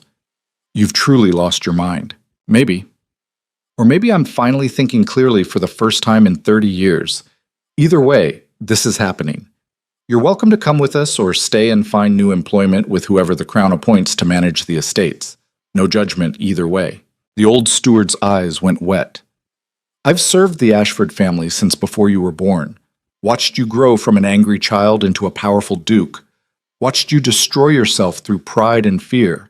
And now I'm watching you walk away from everything like it never mattered at all. Of course I'm coming with you, you stubborn bastard. Someone needs to make sure you don't starve to death out of misplaced principle. Cassian felt something crack in his chest that had nothing to do with loss and everything to do with realizing loyalty could survive even the complete destruction of the system it was built on. Thank you, Marcus. Don't thank me yet. Wait until you're sleeping in a boarding house and eating stale bread for breakfast. Then we'll see if gratitude survives poverty. They worked through the night, sorting through 3 decades of accumulated possessions and reducing them to what could fit in a single carriage. Cassian found himself holding objects that had once seemed essential and now felt absurd. A solid gold letter opener, a jeweled snuff box, a first edition book he'd never read but kept because it was expensive. All of it went into crates for the Crown's auditors to catalog and sell. What he kept could have fit in his pockets. His mother's wedding ring, retrieved from storage where it had sat since his father's death. A small painting of the estate gardens in summer that Evelyn had commissioned during their first year of marriage, and a letter his father had written him the night before he died, full of warnings about how power would destroy him if he let it become more important than people. He'd read that letter once at age 12 and never looked at it again, because acknowledging his father's wisdom meant admitting love could be both real and fatal. Now he read it by candlelight in the empty study and understood what the old man had been trying to say. Power wasn't protection. It was just another addiction that numbed you to actual feeling until you woke up alone and wondered why everything you'd built felt hollow. Evelyn found him there as false dawn began graying the windows. You're reading his letter. First time in 18 years. Turns out he knew exactly what would happen to me if I kept choosing empire over everything else. I just wasn't ready to hear it until I'd already proven him right. What does it say? That love requires vulnerability, and vulnerability requires courage, and courage requires accepting that some things matter more than safety. He was trying to tell me that being hurt is the price of being human, and running from that pain just makes you something less than alive. She sat beside him on the leather couch where he'd spent countless nights drinking alone. Your father sounds like he was wiser than you gave him credit for. He was broken by losing my mother, spent 6 months drinking himself to death because he couldn't survive without her. I watched it happen and swore I'd never let anyone matter that much. And now I understand that he wasn't weak for loving her so deeply. He was strong enough to risk everything for something real, and when he lost it, he didn't pretend the pain was manageable. He just felt it completely until it killed him. I'm not sure if that's tragic or honest, but it's definitely more human than spending 30 years hiding behind power because you're too afraid to feel anything. Footsteps echoed in the hallway. Crown guards were assembling outside, preparing to take possession at first light. Marcus appeared in the doorway. Your Grace, the carriage is loaded. We should leave before the official seizure begins. Save yourself the indignity of being escorted off your own property. Cassian stood and offered Evelyn his hand. She took it, and they walked together through Blackthorn Manor one final time, down the grand staircase where they'd posed for wedding portraits that captured nothing real, through the dining room where they'd eaten hundreds of silent meals, past the library where he'd destroyed her trust by kissing Margot while his wife slept upstairs. Every room held ghosts of who they'd been when power mattered more than honesty. They reached the front doors as sunrise began painting the horizon gold and rose. The Crown's representatives stood in formation on the drive, official and implacable. Lord Brennan was among them, his expression carefully neutral. Your Grace, the Duchess, I'm afraid I must ask you to vacate the premises immediately. Cassian handed him a keyring heavy with metal. The manor is yours. Try not to destroy it more than I already did. Brennan took the keys with something almost like regret on his face. For what it's worth, I believe the Crown is being unnecessarily harsh. The evidence Edmund provided was circumstantial at best. Then maybe you should have thought about that before you helped him fabricate it. The observation landed like a slap. Brennan's face went red, but he said nothing, just stepped aside to let them pass. Cassian and Evelyn climbed into the carriage where Marcus waited with their meager possessions. The driver, one of the few servants who'd chosen to follow them into uncertainty, snapped the reins. They rolled down the long drive while Blackthorn Manor receded behind them, its windows catching sunrise and throwing light across grounds that would soon belong to someone else. Cassian looked back once, memorizing the estate he'd inherited and lost, then turned forward and didn't look again. "Where to, Your Grace?" Marcus's question hung in the morning air. Cassian had no answer prepared because planning required knowing what you wanted to build, and he was still learning to want things that didn't involve domination or control. Evelyn spoke before he could. "Somewhere small, somewhere nobody knows who we are or what we've lost. Somewhere we can figure out who we want to become without the weight of legacy crushing us." The driver nodded and turned the carriage toward the main road leading away from aristocratic estates and political intrigue. They rode through countryside waking to spring, past farms and small villages where people worked without caring about duchies or power games. The world felt larger from the window of a carriage heading nowhere particular, as though losing everything had somehow expanded the available space instead of contracting it. They stopped at midday in a town too small to have a name anyone outside the county would recognize. The inn was clean but simple, offering rooms by the week for prices Cassian had once spent on single bottles of wine. Marcus negotiated lodging while Cassian and Evelyn stood in the courtyard surrounded by their few belongings. A woman passed carrying a basket of bread, her children trailing behind her laughing about something only they understood. She glanced at Cassian and Evelyn with mild curiosity before continuing on, completely unaware she was looking at the Duke and Duchess of Blackthorn, or former Duke and Duchess. Whatever they were, now that titles had been stripped and estates seized. "How does it feel?" Evelyn's question caught him off guard. How does what feel? Being nobody. Standing in a town where your name doesn't carry weight and your reputation doesn't matter, where you're just another stranger passing through instead of the Duke of Blackthorn, who everyone feared. Cassian thought about it while watching the woman and her children disappear around a corner. Terrifying. Liberating. Both at the same time. I spent my whole life being someone everyone knew or feared, and I never once asked if that person was worth being. And now? Now I get to figure out who I actually am when power isn't available to define me. Might turn out I'm nobody interesting, but at least nobody interesting is honest. Marcus secured them 2 rooms on the inn's second floor. Cassian and Evelyn took the larger one while Marcus claimed the smaller. They unpacked what little they'd brought and tried to make sense of suddenly having nowhere to be and nothing expected of them. That first week passed in strange adjustment to irrelevance. Cassian woke without servants bringing breakfast or Marcus arriving with urgent correspondence. He walked through the town and nobody bowed or moved aside for his passage.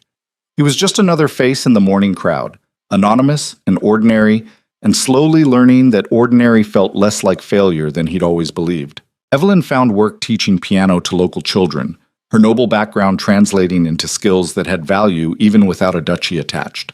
She came home in the evenings talking about her students with genuine warmth, describing their progress like it mattered more than any political alliance Cassian had ever negotiated.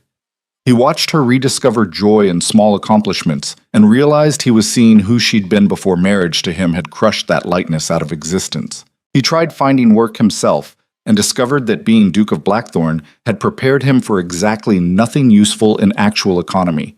He couldn't farm, couldn't build, couldn't perform any trade that required skill developed through practice rather than inherited through title. What he could do was read and write and calculate figures, so he ended up working as a clerk for a merchant who needed someone to manage ledgers and correspondence. The merchant, a shrewd woman named Margaret who'd built her business from nothing, looked at Cassian's references and laughed. "Says here you managed shipping contracts worth thousands.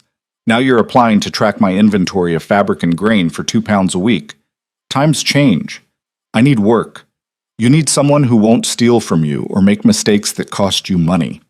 Whether I used to be somebody important doesn't matter if I can't pay rent." She hired him on the spot, more amused than convinced, and put him to work in a back room organizing chaos that previous clerks had created through laziness and incompetence. Cassian spent his days elbow-deep in ledgers, tracking shipments of wool and wheat, writing letters to suppliers in neat script that nobody would recognize as belonging to former nobility. It was humbling and tedious and somehow more satisfying than most of what he'd done as Duke. 3 months passed. Spring turned to summer. Cassian and Evelyn fell into rhythms that felt nothing like their previous marriage, and everything like building something real from honest foundation. They had dinner together every evening, actual conversation instead of silence. They walked through town after supper, holding hands like young people courting instead of aristocrats performing obligation. They shared the same bed, not out of duty, but because sleeping beside each other felt safer than sleeping alone. And slowly, carefully, they learned to forgive themselves for all the ways they'd failed each other when power had mattered more than partnership. Marcus adapted to irrelevance with surprising grace. He found work managing the inn, using decades of experience running Blackthorn Manor to transform the establishment from barely functional to genuinely welcoming. Travelers started requesting rooms specifically because word spread about the quality of service, and the innkeeper credited Marcus's influence with saving his struggling business. One evening in late July, Cassian came home from the merchant's office to find Evelyn sitting at their small table with a letter bearing the crown's seal. His heart jumped with old fear that they'd come to arrest him after all, that the audit had found some new evidence of crimes he hadn't committed. "What is it?" She handed him the letter without speaking. He read official language that took 3 paragraphs to communicate simple facts. The Crown's investigation had concluded. Edmund Thorne's evidence had been thoroughly debunked as fabricated. The charges of treason were formally dismissed with apologies for the inconvenience. And in recognition of injustice done to the Duke of Blackthorn, the Crown was prepared to restore his title and estates effective immediately. The letter concluded with instructions for where to sign documents accepting reinstatement and reclaiming everything that had been seized. Cassian read it twice while his hands trembled with something that wasn't quite relief and wasn't quite dread. They're giving it all back. Yes, the duchy, the estates, the title. Everything I lost. Everything you lost. He set the letter down carefully, like it might explode if handled roughly. What do you want to do? Evelyn met his eyes across the small table in their modest room that cost less per month than a single dinner at Blackthorn Manor used to cost. What do you want to do? The question hit harder than any accusation.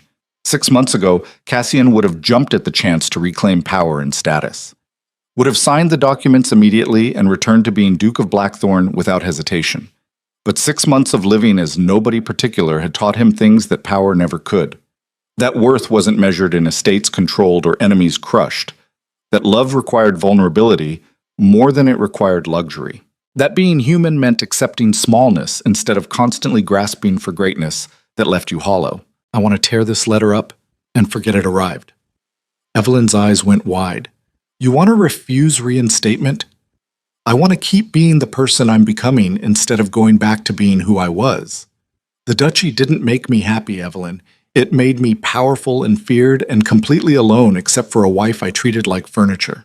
I don't want that life back even if the Crown is offering it with apologies, but it's your legacy, your family's heritage, everything your ancestors built. My ancestors built an empire on fear and accumulation, and it made them all miserable. My father drank himself to death. My grandfather died estranged from his children. Every Ashford for 3 generations sacrificed actual happiness for the appearance of power. I don't want to be the next name on that list of men who confuse domination with purpose. So what do you want? This. You. Work that doesn't require crushing people to feel valuable. A life small enough to be real instead of so grand it's just performance. I want to wake up beside you without servants hovering. Want to eat dinner and talk about our day instead of calculating which alliance needs reinforcement. Want to matter to the people immediately around me instead of being feared by hundreds who don't actually know me at all. She reached across the table and took his hands, her fingers warm and calloused from piano teaching instead of soft from idleness. That's the most honest thing you've ever said to me. Then let me say one more honest thing. If you want to go back, if you miss being Duchess of Blackthorn and having status and luxury, I'll sign those papers and we'll return to the manor and rebuild the empire. But I'll do it as a different person than I was, and I'll make damn sure our marriage is real this time, instead of just decorative. Your choice completely. I don't want to go back. The words came fast and certain. I hated being Duchess of Blackthorn, hated the politics and the performance, and the constant awareness that I was just another possession in your collection. This life we have now? It's small and uncertain, but it's ours. We built it together without servants or wealth or anything except deciding we mattered to each other. I won't trade that for all the estates in England. Cassian felt something inside him that had been clenched tight for 30 years finally release. Then we don't go back. Just like that? You can just refuse? I can do whatever I want. I'm not Duke of Blackthorn anymore. I'm just Cassian Ashford, who works as a clerk and loves a woman too good for him and is slowly learning to be human instead of feared. If the crown wants to give the duchy to someone else, they're welcome to it. He walked to the small fireplace and threw the letter into dying embers, watching official seals and royal signatures curl black. Evelyn joined him, her arm sliding around his waist as they watched their old life burn. No regrets? Ask me in 10 years when we're still living in modest rooms and struggling to pay rent. Then I'll tell you if I regret choosing real over grand. She kissed him like they had all the time in the world instead of just borrowed moments in a life that could collapse again any second. When they separated, Cassian could taste salt from tears he wasn't sure belonged to her or him. What do we do now? Now we keep living, keep building something that doesn't require power or fear to sustain. Keep figuring out who we are when titles don't define us. That sounds terrifying. It sounds like being alive. They stood by the fire in their small room, while outside the window summer evening painted the town in gold. Somewhere distant, Blackthorn Manor sat empty and waiting for its next duke, its halls echoing with ghosts of men who'd believed accumulation meant immortality. Somewhere in London, the Crown was processing refusal documents and trying to understand why anyone would turn down restoration of title and wealth. But in this room, in this moment, none of that mattered more than two people who'd destroyed each other, learning to build something honest from the ruins. Marcus found them there an hour later. Your Grace, He stopped, correcting himself. Cassian. Evelyn. The innkeeper is asking if you'll be staying another month. Should I tell him yes? Tell him we'll be staying indefinitely. This is home now. The old steward's face did something complicated. Pride and sorrow and acceptance all mixed together. Your father would be proud of you. Not for the empire you built, but for having the courage to walk away from it when you finally understood what actually mattered. I'm not sure courage is the right word. Feels more like survival. Sometimes they're the same thing. He left them alone. Cassian and Evelyn moved to the window overlooking the quiet street where evening was settling in. A few people passed below, heading home from work or meeting friends for dinner. Normal people living normal lives without any awareness that former aristocrats were watching from above, learning to be ordinary. Evelyn leaned her head on his shoulder. Tell me something true. What do you want to know? Why you really refused reinstatement.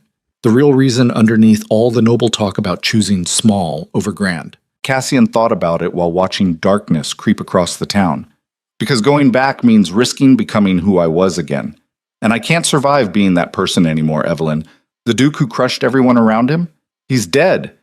Died the morning you folded your clothes and walked away.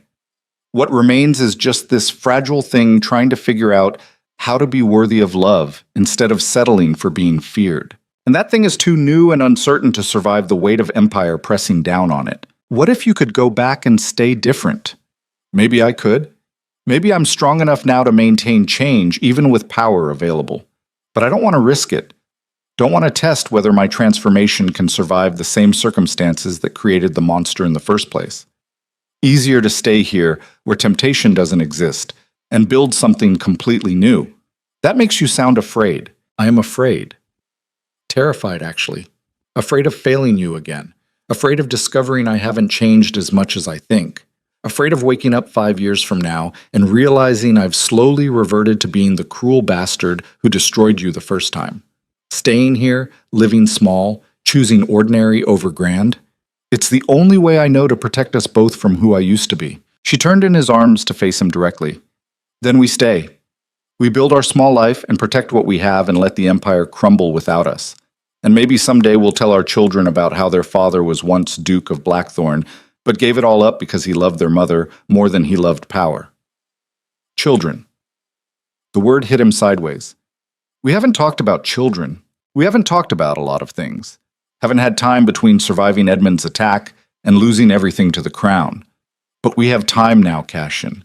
All the time in the world to figure out what we want to build together. He kissed her forehead, breathing in the scent of her hair and the reality of her presence. I want to build a family. Want to raise children who never learn to equate worth with domination. Want to grow old with you in modest comfort instead of dying alone in a palace built from fear.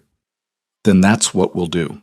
They stayed at the window until full dark had settled, watching their new town prepare for night. Somewhere in the distance, a church bell rang 9 times. Someone laughed in the street below. Life continued its ordinary rhythms without caring that former aristocrats were standing above, learning to love smallness. The next morning, Cassian woke before dawn and dressed quietly to avoid disturbing Evelyn. He walked through empty streets to the merchant's office and arrived early enough that Margaret hadn't yet unlocked the doors. He waited on the steps, watching sunrise paint the buildings gold. She arrived 20 minutes later, keys jangling, her expression shifting to surprise when she saw him. "You're keen this morning. Wanted to ask you something before the day starts." "Go on then. I need to tell you something about who I used to be.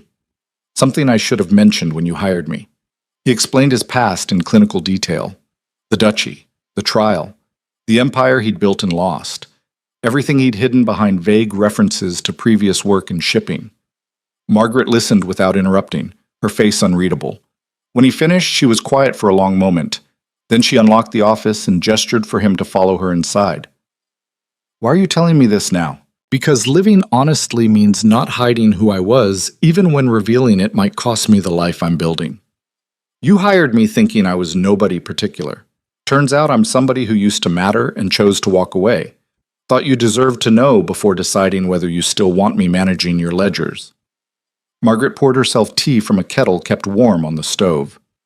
"Do you steal?" "No." "Do you lie to cover mistakes?" "Not anymore." "Are you good at the work I'm paying you for?" "Yes." "Then I don't care if you used to be the King of France. You're a decent clerk who shows up on time and doesn't complain about tedious tasks. That's worth more than whatever titles you've lost." Cassian felt tension he'd been carrying release. "Thank you." "Don't thank me. Just keep doing the work. And maybe stop acting like your past defines your present. What you were doesn't matter half as much as who you're choosing to become." She was right, he realized. The past was just context. What mattered was the daily choice to be different, to build something honest from whatever materials remained after everything else burned away. He worked through that day, and the next, and the one after, falling into rhythms that felt nothing like ruling and everything like living. Weeks became months. Summer faded into autumn. The town prepared for winter while Cassian and Evelyn prepared for their first anniversary of living as ordinary people. On a cold November evening, they hosted dinner in their small room. Marcus joined them, along with Margaret and a few of Evelyn's piano students and their parents. The gathering was cramped and informal, nothing like the grand banquets Blackthorn Manor used to host. But the laughter was real, and the conversation was genuine, and nobody was calculating advantage or playing political games. Midway through dinner, someone knocked on the door. Cassian answered to find a courier holding a letter sealed with Lord Harrow's crest. Letter for the former Duchess of Blackthorn. Urgent, apparently. Evelyn took the letter with trembling hands. Her father had been distant since their refusal of reinstatement, disappointed that his daughter had chosen modest poverty over restored nobility. She opened it carefully and read while the room fell silent. When she looked up, her eyes were wet. "My father is dying. Cancer. The doctors give him maybe 2 months." Cassian moved to her side immediately. "When do we leave?" "Tomorrow, if we can arrange travel." She looked around at the gathering, at the life they'd built from nothing. "I'm sorry to cut this short." The guests left with quiet condolences. Marcus helped arrange a coach, while Cassian and Evelyn packed for a journey neither wanted to make. They left at dawn, riding through winter landscape toward Lord Harrow's estate, and whatever reconciliation or judgment waited there. The journey took 3 days. They arrived to find the estate diminished, several buildings showing neglect, grounds overgrown with weeds. Evelyn's father had apparently struggled financially after Cassian's fall, unable to maintain appearances without the Ashford alliance supporting him. A servant showed them to Lord Harrow's chambers. The old man lay in bed looking gray and shrunken, mortality eating him from inside, but his eyes sharpened when Evelyn entered. "You came." "Of course I came. You're my father. I wasn't sure you'd want to see the man who pushed you into marriage with a monster." Cassian felt the barb hit home, but Evelyn squeezed his hand. "You didn't push me anywhere. I chose to marry Cassian, and I chose to leave him when he became someone I couldn't recognize. and I chose to return when he started becoming someone worth knowing. All my choices, Father. You don't get to take credit or blame for any of it. Lord Harrow's gaze shifted to Cassian. You really refused reinstatement. We really refused. Why? You could have had everything back, the title, the estates, all the power you spent your life building. Because power is just another word for lonely when you use it to avoid being human. I spent 30 years building an empire, and it made me miserable. Spent 6 months living as nobody particular, and it's the most alive I've felt since childhood. The choice wasn't difficult once I stopped confusing greatness with happiness. The old man absorbed this while struggling to breathe. I spent my whole life chasing status. Married your mother because her family had connections I needed. Married my daughter to you because the Ashford alliance elevated our standing. Never once asked if any of it made me happy. Just assumed that mattering to important people was the same as mattering at all. And now? Now I'm dying in a house I can't afford to maintain. Surrounded by servants I can't pay, clinging to a title that means nothing because I have no heir to pass it to. Everything I sacrificed happiness for turned out to be temporary. But love? That's permanent. Your mother died 20 years ago, and I still wake up missing her. Evelyn is the only thing I did right in my entire life, and I nearly destroyed her by pushing her toward someone as damaged as I was. He reached for Evelyn's hand with fingers that shook. I'm sorry. For pressuring you into marriage. For not protecting you when your husband turned cruel. For judging you when you chose to return to him. You deserved a father who put your happiness above his ambition. Evelyn was crying openly now. You did your best with what you understood. That's all anyone can do. They stayed for 3 weeks while Lord Harrow faded. Cassian helped settle the estate's finances using skills developed during his months as a clerk to organize chaos into manageable debt. He negotiated with creditors and found buyers for property that had to be sold. Not as the Duke of Blackthorn leveraging power, but as someone who understood how to make numbers work. Lord Harrow died on a gray December morning with Evelyn holding his hand and Cassian standing quiet witness. They buried him in the family plot beside his wife, under stones that would weather and fade until nobody remembered who they'd been or what they'd thought mattered. After the funeral, Evelyn inherited what little remained, a small cottage on the edge of the property, a modest annuity that would pay basic expenses, and her father's final letter apologizing for everything he'd done wrong and thanking her for becoming someone better than he'd ever managed. They stood in the cottage looking at simple rooms that needed work. Evelyn walked through touching walls like she was saying goodbye to childhood. What do you want to do with it? Sell it. Use the money to help Marcus expand the inn. He's been talking about buying the building next door and adding more rooms. This would give him enough capital to actually do it. You'd give away your inheritance? It's not giving away. It's investing in someone who's been loyal through everything. Besides, we don't need a cottage in the country.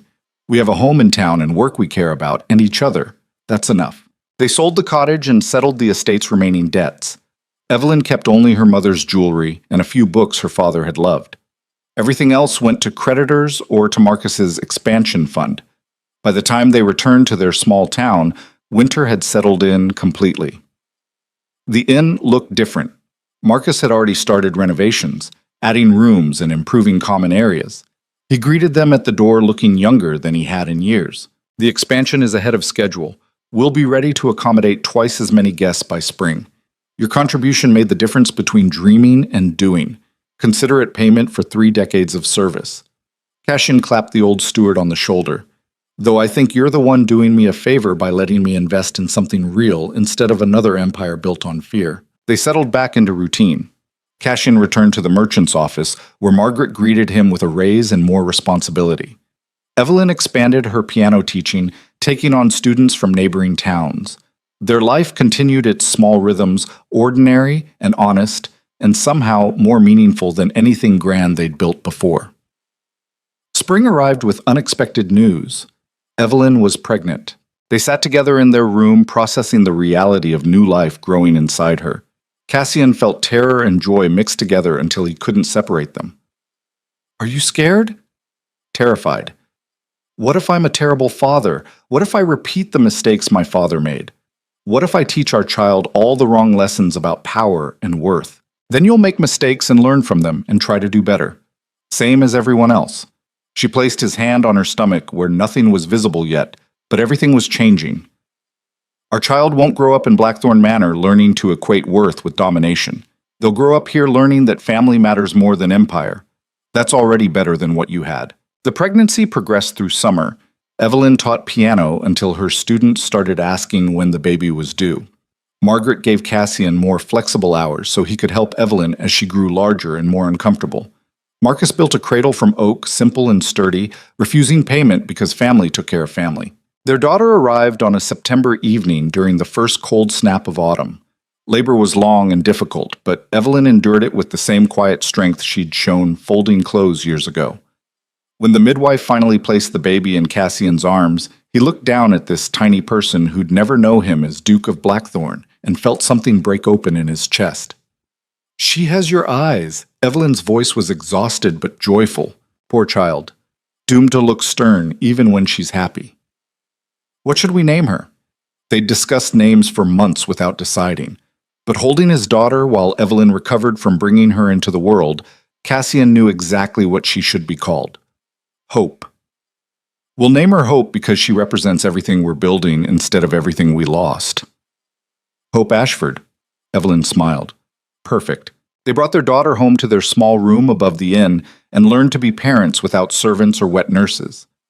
Cassian changed diapers and walked the floor at midnight and discovered that exhaustion from caring for a child felt completely different from exhaustion from managing an empire. This was purposeful, real, the kind of tired that came from love instead of obligation. The town embraced them and their daughter. Margaret gave Evelyn months off work with pay, insisting that family came first. Students sent gifts and offered to help. The innkeeper's wife taught them tricks for soothing crying babies. They existed in a web of community that Blackthorn Manor's isolation had never allowed. Hope grew from infant to toddler. Cassian taught her to walk in the inn's courtyard while other guests watched and offered encouragement. Evelyn taught her to sing simple songs while Marcus made faces to keep her entertained. She was loved by people who knew her parents as clerk and piano teacher instead of duke and duchess. On Hope's second birthday, they held a small party in the inn's common room. The gathering included Margaret and her family, several of Evelyn's students, neighbors who'd become friends, and Marcus who'd become something closer to grandfather. Someone brought cake. Someone else brought toys carved from wood. Hope laughed and played while adults talked about ordinary concerns like weather and crops and the merchant ship that had arrived in port. Cassian stood watching his daughter and realized he couldn't remember the last time he'd thought about Blackthorn Manor or the empire he'd lost. That life felt distant and unreal, like something that had happened to someone else.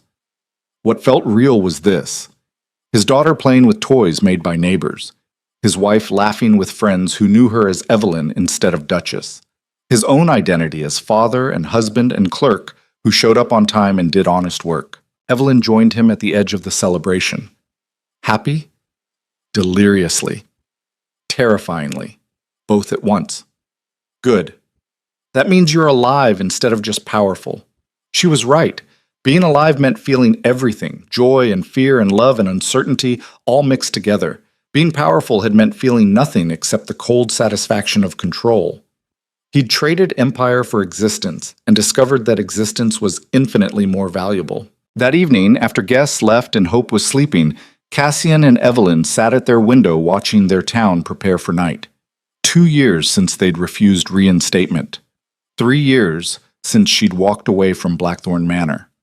4 years since he'd realized too late that power meant nothing if you lost the person who actually mattered. "Do you ever regret it?" Evelyn asked quietly, turning down everything the crown offered. "Every time I can't afford something Hope wants. Every time I see you wearing a dress you've mended because we can't afford new.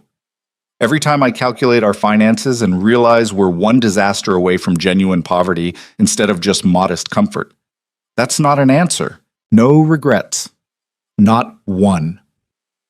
I'd rather struggle to provide for our family as someone real than live in luxury as the hollow thing I used to be. What we have is small and uncertain, but it's ours. We built it together without servants or wealth or anything except deciding we mattered to each other. That's worth more than all the estates in England." She leaned against him, fitting perfectly into the space beside his heart. Good answer. Years passed in quiet accumulation of ordinary moments. Hope grew into a bright child who asked endless questions and showed no interest in nobility or power.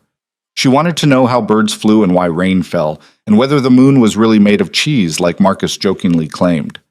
Cassian answered her questions as best he could, and discovered that teaching his daughter about the world mattered more than any political alliance he'd ever negotiated. Margaret eventually made him a partner in her merchant business, recognizing that his organizational skills and careful accounting had expanded her operations significantly.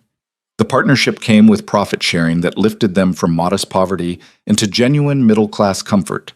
Not wealthy by aristocratic standards, but secure enough that unexpected expenses didn't threaten their survival. Evelyn's piano teaching flourished. She took on advanced students and began composing her own music, simple pieces that captured the ordinary beauty she'd always loved. Gardens in twilight, windows with rain, quiet moments before they disappeared. Her compositions sold to music publishers in London, bringing in money and modest recognition that had nothing to do with being Duchess of Blackthorn. Marcus expanded the inn until it became the finest accommodation in the region. He hired staff and trained them with the same exacting standards he'd used at Blackthorn Manor, except now the purpose was hospitality instead of intimidation. Travelers came from distant cities specifically to stay at his inn, drawn by reputation for quality and warmth. They built comfortable lives from nothing, not grand, not powerful, just real and honest and full of the small connections that made existence worthwhile. One winter evening, when Hope was 7, Cassian came home from the merchant's office to find Evelyn reading a letter at their table. The room was larger now, a proper apartment they'd rented once finances allowed, with space for Hope to play and windows that let in good light. "What is it?" She handed him the letter. It bore the new Duke of Blackthorn's seal, someone the crown had appointed after Cassian's refusal. The message was brief and formal.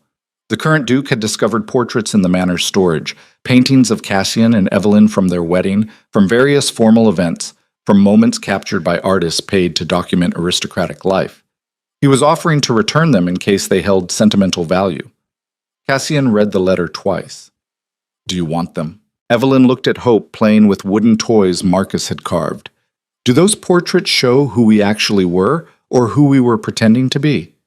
"Pretending, mostly. The Duchess performing duty, the Duke maintaining appearance. Neither of us was real in any of those paintings." "Then let them stay at Blackthorn Manor. Let them be artifacts of people who used to exist. We're different now. Those portraits wouldn't fit our life even if we wanted them." He wrote a polite refusal and sent it the next morning. Let the past stay in the past where it belonged. What mattered was the present and the future they were building, one honest choice at a time. Years continued their steady accumulation. Hope grew into a remarkable young woman who showed no interest in reclaiming nobility her parents had abandoned. She wanted to be a musician like her mother, composing pieces that captured ordinary beauty instead of grand drama. Cassian and Evelyn supported her completely, proud of a daughter who understood that worth came from passion instead of position. On their 20th anniversary of living as ordinary people, Cassian and Evelyn returned to the town where they'd first arrived with nothing. The inn was now a landmark, Marcus having built it into an institution. The merchant business was thriving, Margaret having retired and left Cassian to manage operations. Their daughter was studying music in London, writing letters full of excitement about compositions and performances. They stood at the same window where they'd watched their first sunset as nobody particular. The town had grown and changed, but remained fundamentally the same. A place where ordinary people lived ordinary lives without caring about duchies or empires. 20 years. Evelyn spoke quietly. 20 years since we walked away from everything. Any regrets? Not one. Every struggle, every moment of uncertainty, every time we couldn't afford something we wanted. Worth it to have this instead of returning to who we were. Cassian pulled her close and looked out at the town that had become home. Somewhere distant, Blackthorn Manor still stood, occupied by a duke who'd never know what it felt like to lose everything and discover that losing everything was the only way to find what actually mattered. But here, in this modest apartment above a merchant's office, in this town full of people who knew him as Cassian instead of Your Grace, he'd found something no empire could provide. Purpose. Connection. Love that didn't require power to sustain it. He'd learned too late that power meant nothing if you lost the person who mattered. But having learned that lesson, he'd made damn sure never to forget it again. And standing at the window with Evelyn beside him and their daughter thriving in the world, and years of honest living behind them, Cassian Ashford understood something his ancestors never had. Real strength wasn't crushing everyone around you. It was having the courage to be vulnerable with someone and trusting they wouldn't use it against you. Real power wasn't accumulation. It was choosing what mattered and protecting it with everything you had. Real worth wasn't measured in estates controlled or enemies defeated. It was measured in small moments of genuine connection that no title could purchase and no empire could replace. He'd been Duke of Blackthorn once, powerful and feared and absolutely alone except for a wife he'd destroyed through casual cruelty. Now he was just Cassian, husband, father, merchant, friend, someone who mattered to the people immediately around him instead of being feared by hundreds who didn't know him at all. The trade was everything for something smaller but infinitely more real, and he'd make that same choice every single time if given the chance. Because some women don't scream when their hearts break.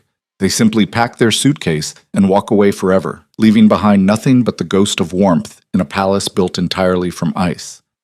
And some men are lucky enough to learn from that loss before it destroys them completely, choosing to build something honest from the ruins instead of retreating into the comfort of being feared. Outside the window, evening painted the town in gold. Inside, Cassian held the woman he'd almost lost and felt gratitude for every single ordinary moment that had brought them here. He'd learned his lesson, finally, completely. Too late to save the Empire, but just in time to save his soul, and that, he decided, was worth more than all the power in the world.